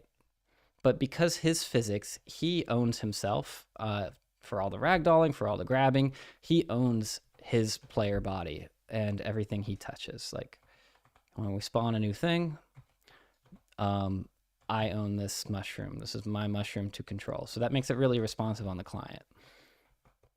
And if anyone's, yes, yeah, I do set multiplayer authority. It's pretty unique in its approach. A lot of people will do, server owns a lot of stuff, but what's cool is that if teal player is over here and he is like completely lagging out, like in his own zone, like these two players can have a completely good simulation, right? If they have a strong connection, they're not going to experience any problems. Because he's the only one sending updates about stuff that he's touching. He could be like, "Oh man, I'm warping all over the place," but he's not warping on his machine. He's picking up a rock. He and the rock are now going to warp relative to those other players if he's lagging, but the other two are going to be full connection. Like they have full uptime. Yeah. Oh yeah, no problem.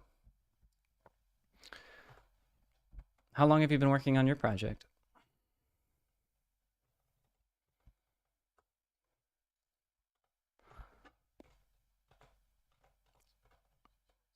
Mm-hmm.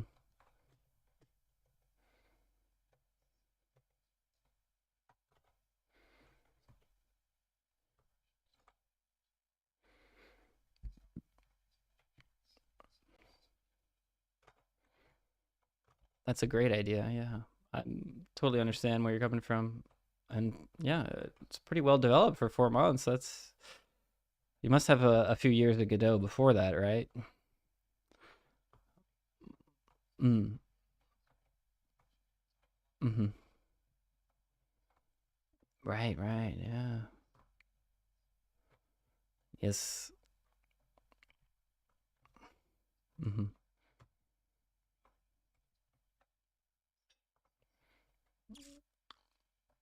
Absolutely. Yeah, the speed and the like I don't know, just the software is just so good. I tried Unity and I bounced off of it. I've wanted to make games for so long, and like you, probably I've been a software engineer for a long time, but a game designer very recently.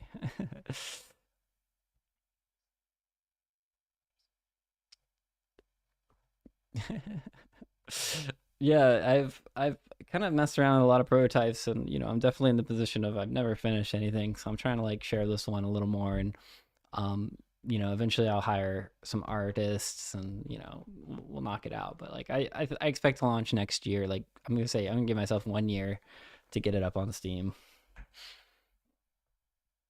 Yeah, career depending. Like it's weird out there, so I'm kind of just like, man, I'm just gonna work on games. I don't want to do software anymore.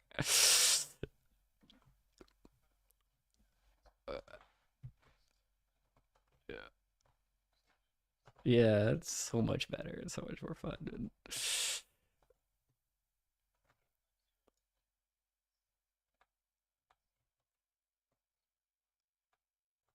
Oh yeah, yeah. That's kind of I'm like with this like Christmas change freeze. I don't have anything going on. I'm like, okay, I'm gonna cut out at like 2 o'clock and get on the stream. Yeah, it's like that's self care right there.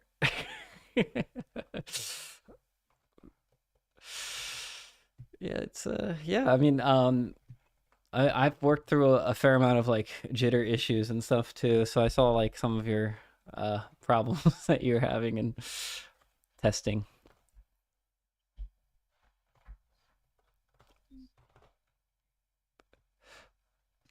Hmm. I have not committed to using it because I could. It would mean I would need to just elect a host, right? So in my system, I have like a unique setup where at the top of my network file, I have the eNet multiplayer peer, the WebRTC peer, and then the Godot Steam peer here. The eNet multiplayer peer has some nice uh, they have the create server, create client that everybody uses, right? And I think they added this mesh one recently, but I didn't know about that one. But in multiplayer peer, I use the create mesh, but it also has create server and create client. And when you create server, um, unique ID of 1. Once you have this on, this allows the packet relay that NetFox would require. Yeah, and then wouldn't be too bad. I could just simply, add on to my network script and say like, okay, now if you're going to be on this peer, make sure you elect because we do that by default when we start a headless server. We strip the visuals and we run it on the command line to start a server. Um, but in WebRTC, we would, just create server me and then add me as one, ID 1. That would be just a different line, and then I would have NetFox turned on for all of its features. But I'm not interested in a lot of the NetFox features because I'm not worried about, you know, because I give my player body full, and anything they touch, I give them their control over it. So yeah. Hmm.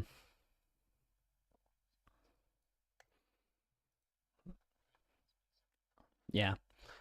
Like I was thinking about your rocks in your case, like what I would think about is that I would just give them their own multiplayer spawner and let them, communicate out that they're spawning stuff, and when they get something, they get authority over it.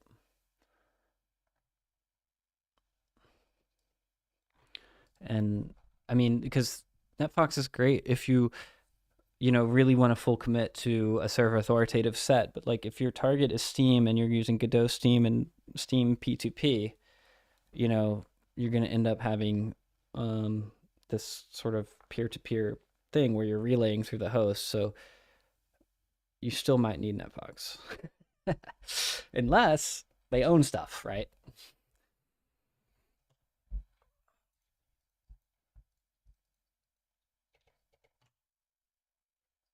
Hmm.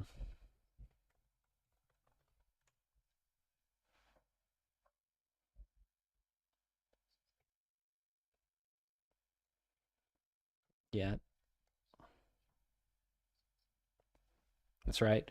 The thing about enemies though is that the host player can own them, and as long as the host isn't lagging, that's a one-way transmission. That is just the host telling all the players where the thing is. That's down, down, down, right? It's not two-way. So that seems to me like it would still be all right. Um, and I just feel like I've done everything. I've done everything. I made games in the very naive multiplayer way, which is very basic, nothing, and it was kind of a wreck. And then I made games with NetFox, and it was much more organized.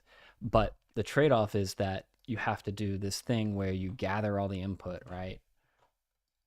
So I did this demo earlier. I was like, input. Now, let me grab this, and I can grab that with a command to get it on ready. We just do this, right? Now the server owns him.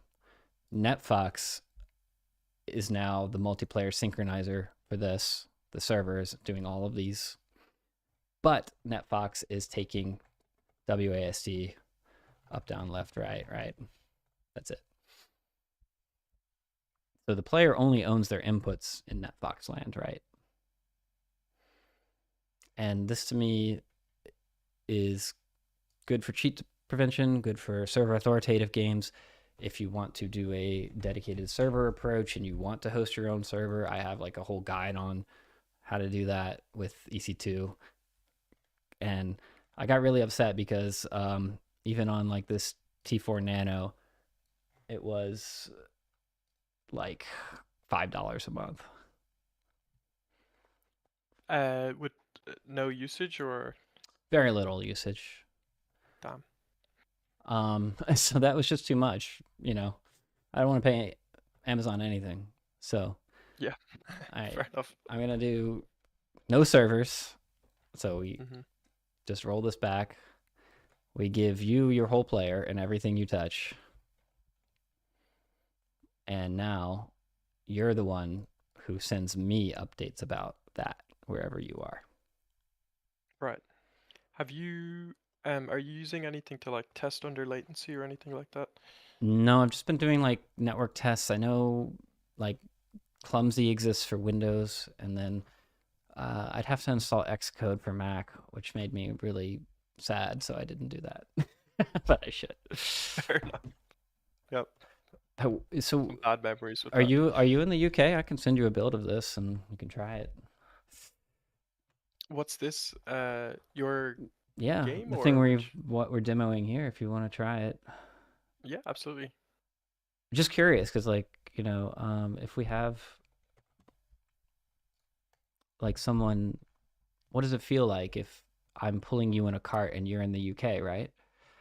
Yep. Yeah. Let's try it out. I will share this in your, let's just do DM.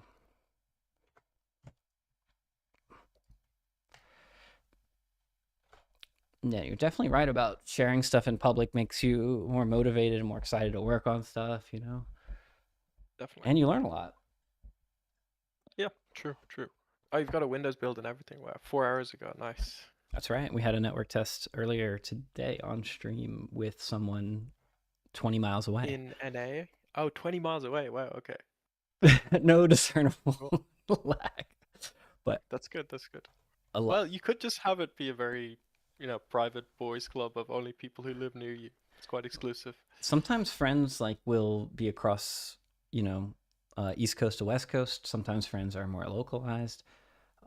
And NetFox definitely does assist with like defensive programming in a way, like lag compensation and stuff like that is going to be extremely valuable. So I'm not going to downplay that at all.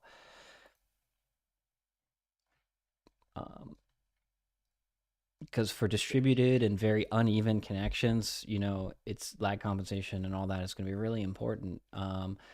But connections these days are, you know, gigabit connections are we're close to a lot, and like if you're not sending that much over the wire and you're, you know, there's not much drop packets anymore, you know, you can kind of just cross your fingers and hope it works, like we're about to do when we launch this. Nice. Okay. All right, I've unzipped it. I'm launching the exe. Do I need to do anything with? It'll warn you it'll warn you, right, like that it's not, you know, trusted. But once you do that, you just launch it. I had someone do this earlier and join my lobby.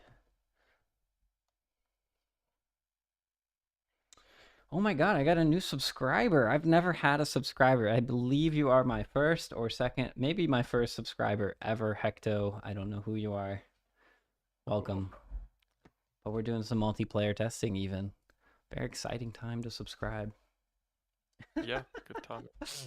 Very cool. Okay. I might stream. Yeah, Just, that could be good. just for a second. Yeah, I'll put you up on my other monitor and I can like say like, oh my gosh, this is like crazy.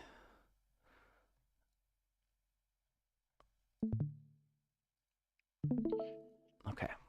I'll pull this over here. Let me close my other Godot 1 second.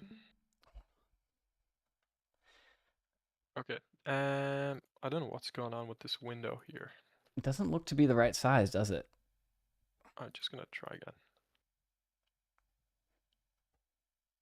Okay, that went full screen. Nice. And okay, how do I Connect. Right. Just connect? Yep, that's it. This is, it might ask you for a, nope, it didn't even ask you. This is the magic of WebRTC, right? Okay, and when I said connect, what exactly is it? Hard coded like a certain? Yes, you are hard coded to my TypeScript WebSockets server. It is just chat messages. Cool. So you're going to poll for lobbies and join. When you send a join, the server is going to get a lobby code. And now, cool. Look at this lobby UI. Wow. Yeah, you can even pick your color. This is very cool. And wow, you've done a lot of groundwork already. Yeah, I can even change the bot count, and I can actually already see a little bit of latency there. And we're going to start. 3, 2. Here we go. Cool. Yep, I saw your chat. Wow, this is really cool that we're now Rat and Endu. Whee! Cool. Let's see. I don't know. Yeah, you've got a ton of frames. You must be on a monster machine.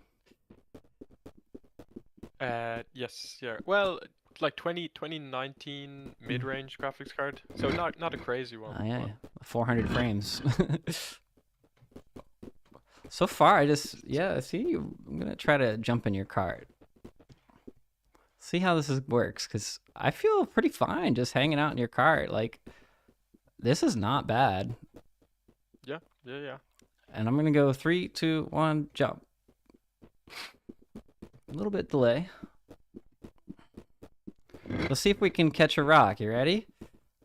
3, 2. Pretty close. Sorry, do I have to press E? Okay, that's, sorry, anticlimactic. Yeah, toss it back to me. I'm better at catching. I've played it a little longer. Okay. Nice. Yeah, that's pretty responsive, I must say.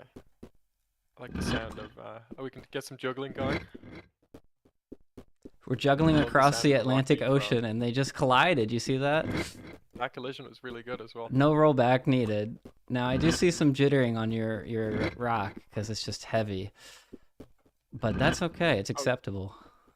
Yep, this is very playable, I must say. And we are all doing the physics bodies, and with, you know, 2D physics, you might be even less. Yeah, and so the funny thing is that if you take a mushroom and you bang it against a rock, it doesn't go anywhere because it's light, see? But if you drop the mushroom and you take a rock and you bang it against a mushroom, it'll go because it's lighter. Is this using Rapier or Godot's physics or Jolt? Jolt, yeah. Jolt, okay. All right, get in the cart. I'm gonna pull you. All right, let's go. Tell me if it feels bad. Oh, we're getting complete desync for a sec. Oh, okay, let's try again.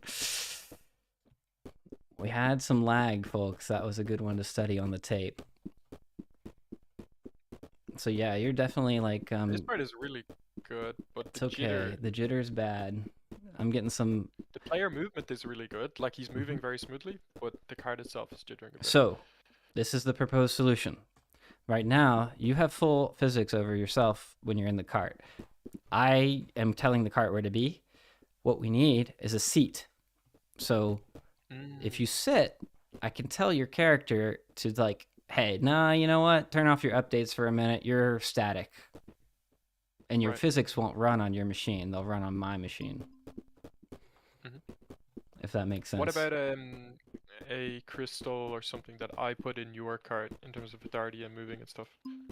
At that point, the crystal is getting destroyed and a mesh is being created. So it's just RPCs. Oh, cool. Okay, so once it's dropped, It's Okay. it's 0, no authority. Q free. okay, and then how is it synced? I guess nobody. Who is sending the updates of its position? In a mesh network, we do RPC. If I have server turned on, RPC ID 1. I send every update to the server, and the server tells everybody else. Okay. It's that's actually a good question because in a mesh network, you have to tell everybody. So that's just RPC, reliable, call local, call remote, call everybody. Okay. And we're mesh right now. There's no server. But if I turn on server, we go RPC 1 and then 1 tells you. I do everything with RPC ID 1 because I don't like doing the check like is multiplayer authority then run this spawn, Everywhere. I just do RPC ID 1. That's a high. Right. Yeah. But I don't use RPC ID 1 here. Where we're going, we don't need servers. Port cart has Oh, is it like? died. How's it moving so quickly? Okay. I went through the water and I have to go up the hill to try to flip it. All right, now do a maneuver. Oh yeah, baby. Oh yeah. I reflipped the cart. See if you. Basketball or obviously football. Yeah, they're kind of hard to get in there right now. I've noticed. So I would recommend. Yep, you got it. All right, one last test to do. Pick me up. We can pick other people up. Whoa, cool. Yeah. Very cool. Yeah, I'm getting thrown around. I'm all right. No problem. You can hold left click to, yep, you got it. It arrived on my screen. I'll pick you up. And you're kind of at my mercy. So swing you around and now we'll 3, 2, throw. You probably heard my voice throw before the throw, but I like the camera slow follow. That's nice. yeah, that took a while. Last year I tried doing that. It didn't work last year. Oh, you just got knocked by a rock. That rock's a lot heavier than your player body, so you went flying. Excellent. That's it. Very cool. Oh, I guess the last thing that's kind of interesting is that I did show you like you can make a train, right? Yes. No, good. Then we're ready to quit. Thank you for the test. Also, Yeah, really cool. you have now mesh, so you can play with other players. If I drop in, drop out, you see. Your session continues. Oh, that's really cool. Imagine trying to do that with the host and like migrating the host and yeah, okay. That's cool. Very cool, very cool. Nicely done, man. Yeah, it looked really good, honestly, on my screen. The card obviously is probably the hardest part, but There's definitely ways around it, like basically a press E to sit, and that's gonna work. I don't know if you ever played Roblox like 10, 15 years ago, but every vehicle has a seat in it pretty much. And I'm wondering, does that help out with the? Because even Roblox, most popular game in the world or whatever, it's still like if you're in a moving vehicle, you're still like hitting against the back wall and moving forward sometimes, and it's doesn't really affect the players. They don't really care. So Hmm. I think seats were probably could have been something to do with that. Yeah, they were necessary because, you know, I've been seeing some tweets from some Roblox engineers or modders. I don't, you could definitely call them engineers. I think they're part of the Roblox team now, but they were adding stuff like rollback and reconciliation and stuff, and it's kind of late arriving to that engine. Yeah, crazy the like server infrastructure they must have to just like you can play whatever game you want and start a server up and then suddenly there can be 60 players in it and like the allocation it's crazy. They've definitely got enough money to handle that. True. Yeah, they've scammed the kids out of enough, so they'll Oh, have it. yeah. Well, I mean, hey, they like it. And what's interesting is, some of those developers go on to be real developers because they get their first dose in True. Roblox. True. I mean, Minecraft modders go on making games, and I started with modding from Morrowind, the Elder Scrolls, like Really cool. a million years ago. Halo 1 modded that. Damn. What kind of mods were you making for Morrowind?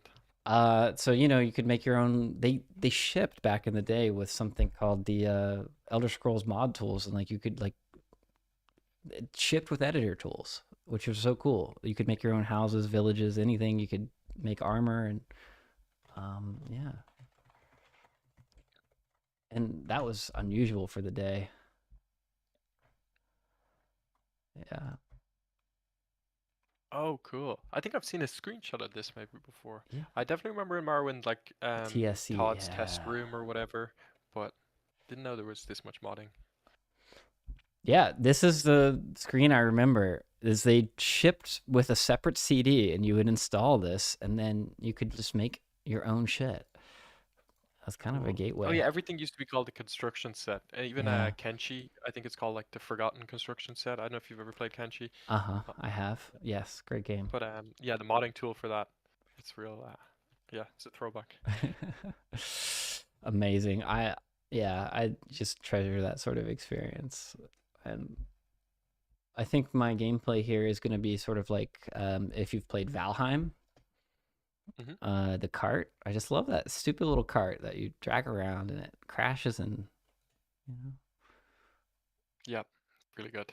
Listen, any game I play with my friends, if there's some sort of crafting and you can get a cart, no matter how unnecessary it is, we'll get it. Like Yeah. Abiotic Factor as well, if you've played that. Yes. That also has like carts and stuff like that. Does and it? we're wasting all our resources on stuff like that. I didn't get to the carts because I played only the test build of Abiotic, but it's on my list to play. Yeah, that's cool. Very exciting. I'm going to go do that for sure. I'm going to play that game, especially now that I know that it has carts. Priorities. Very important priorities. And, making my own game with carts, I've got to see how they manage it. And True. Actually, it's good study, yeah. it's also just a great game. Yeah, it's really, really cool. And you know what's encouraging about it? It's like there's parts of it that are so unpolished, but there's so much charm that it really doesn't matter. And it just gives you so much hope. Because you're like, okay, maybe people will look past this thing that I'm not so great at if the rest is fun. Yeah, I can see that. And Godot lends itself to that for sure. And yeah, no fear. Okay. As you probably know, in Ireland here, it's 1 a.m., so I'm going to head to bed. I've got work tomorrow. So, pleasure, Andrew, speaking to you, and thanks for showing me your cool game. Yes. Probably see you in the Discord again. Yeah, great luck with Ratman, and yeah, thanks for stopping by. Of course. Okay, talk to you soon. Peace.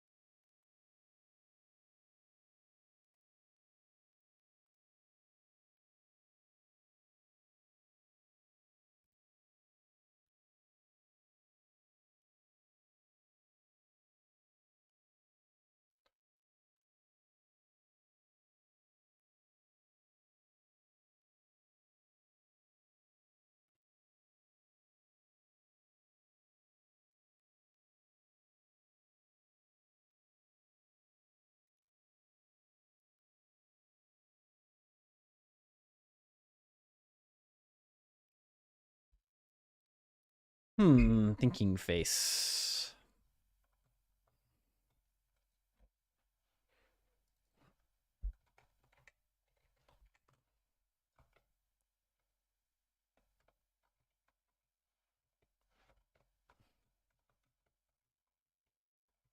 I just want to place these manually after all this.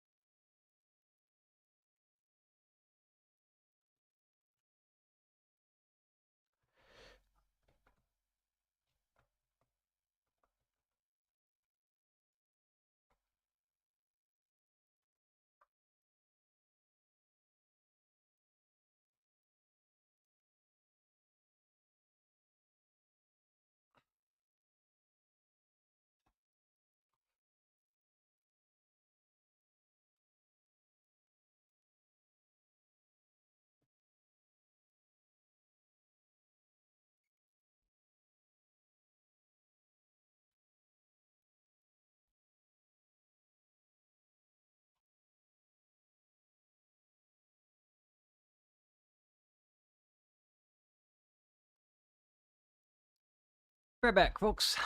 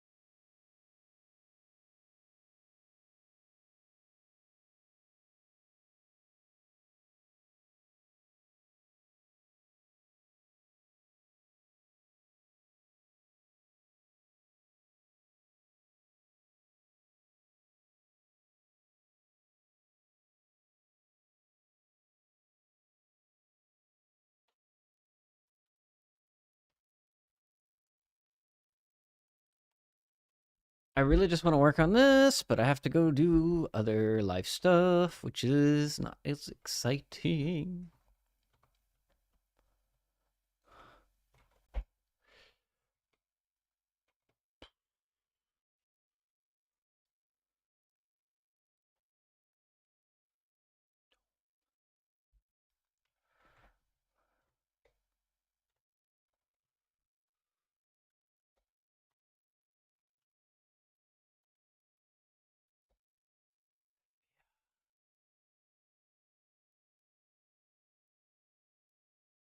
Funny, you can't do a true sphere in here, huh?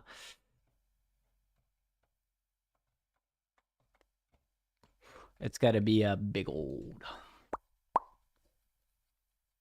Should we do this? We'll hide this later.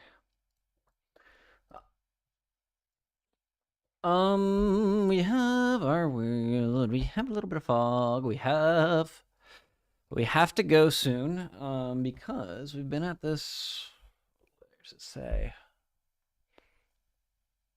17 hours. 4.5 hours, friends. 4.5 hours since it's been a good one, a good stream. So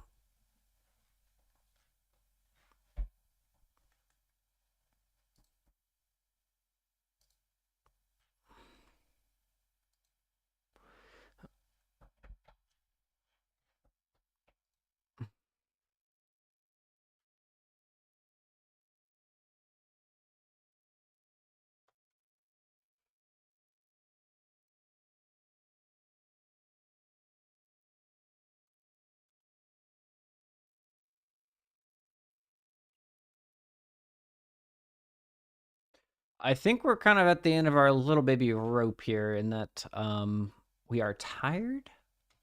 We did a lot. Let's take a look at our like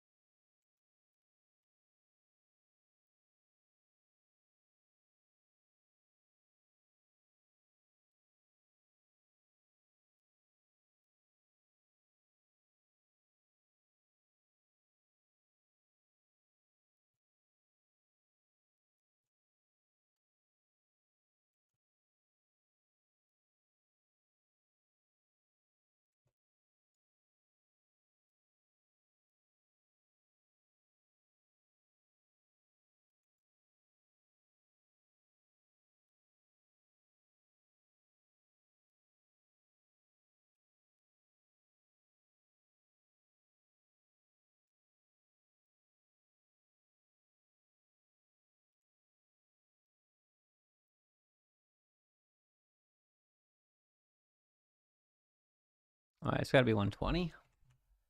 We're still working on fog. We're going to stop working on fog one day. And when we do, it'll be perfect.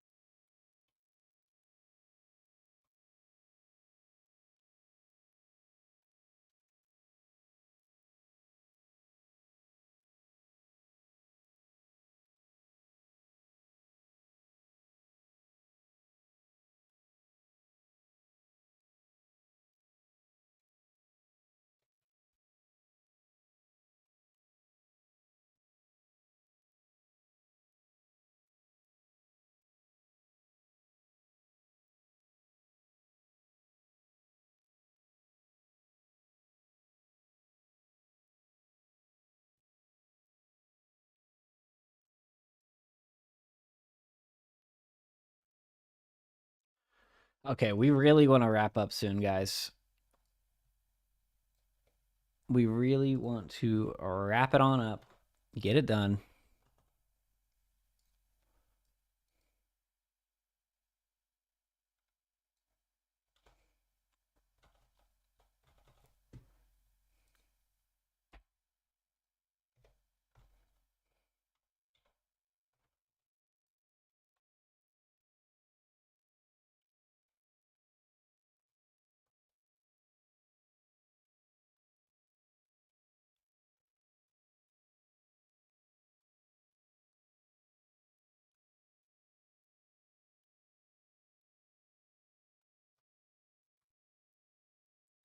Holy shit, that looks good. God damn, we're good. Okay, now we just need to punch a hole through this dome. Or we just put a spotlight, right?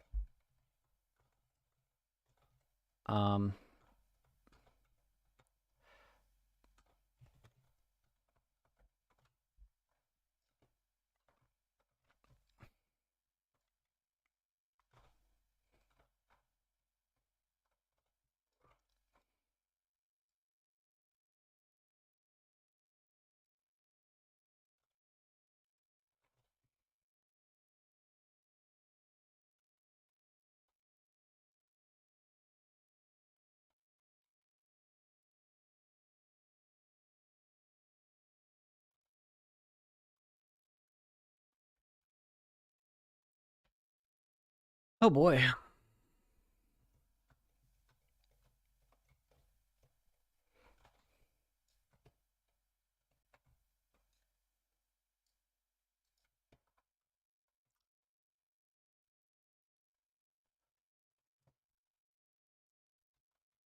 How come we can't see the spotlight, guys?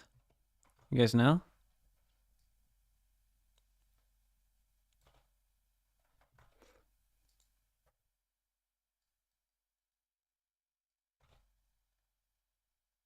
Now we can see it, but it looks like shit.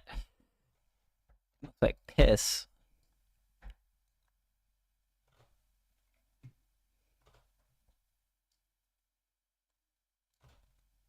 Holy God, that's cool.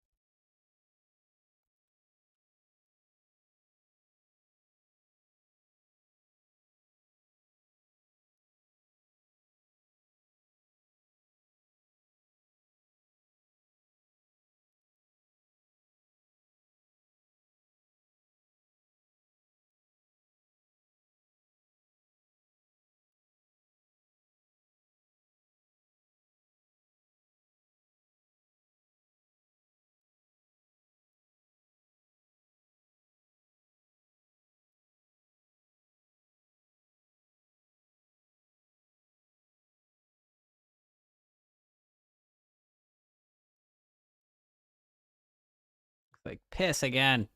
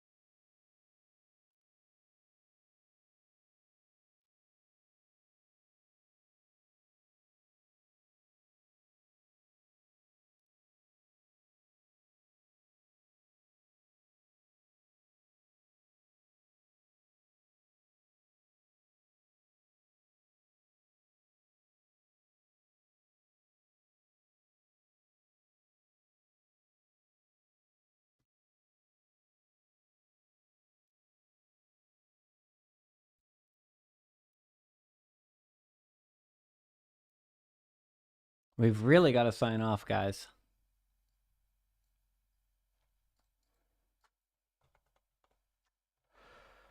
Oh, this is tough.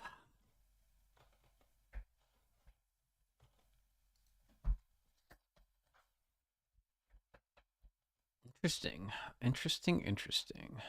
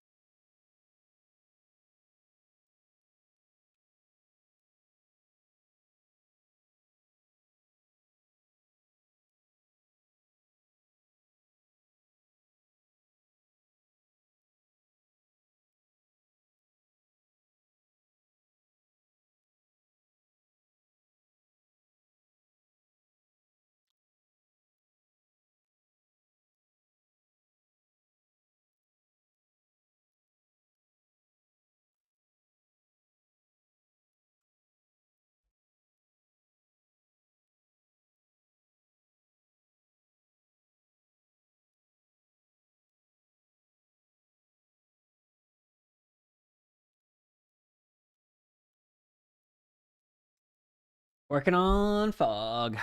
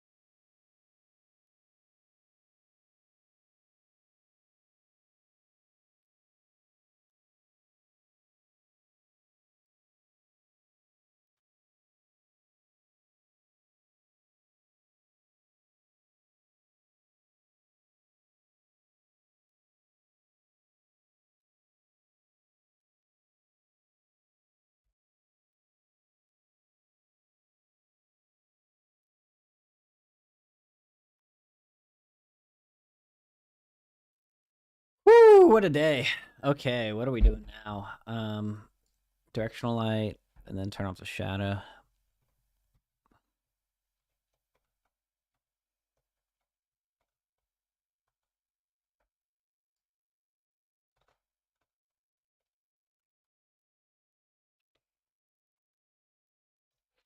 Another thing we want to add is like baked lights. I'll put that on the to-do list and go to bed. Baked light in lake. Okay, I am so done, friends. Thanks for hanging out. Anyone who's still here who persevered for all this time, congratulations. But we have a cool little scene going here. You know, that's what we're gonna call it. It's a cool scene. I am done. Thank you. Thank you. Thank you.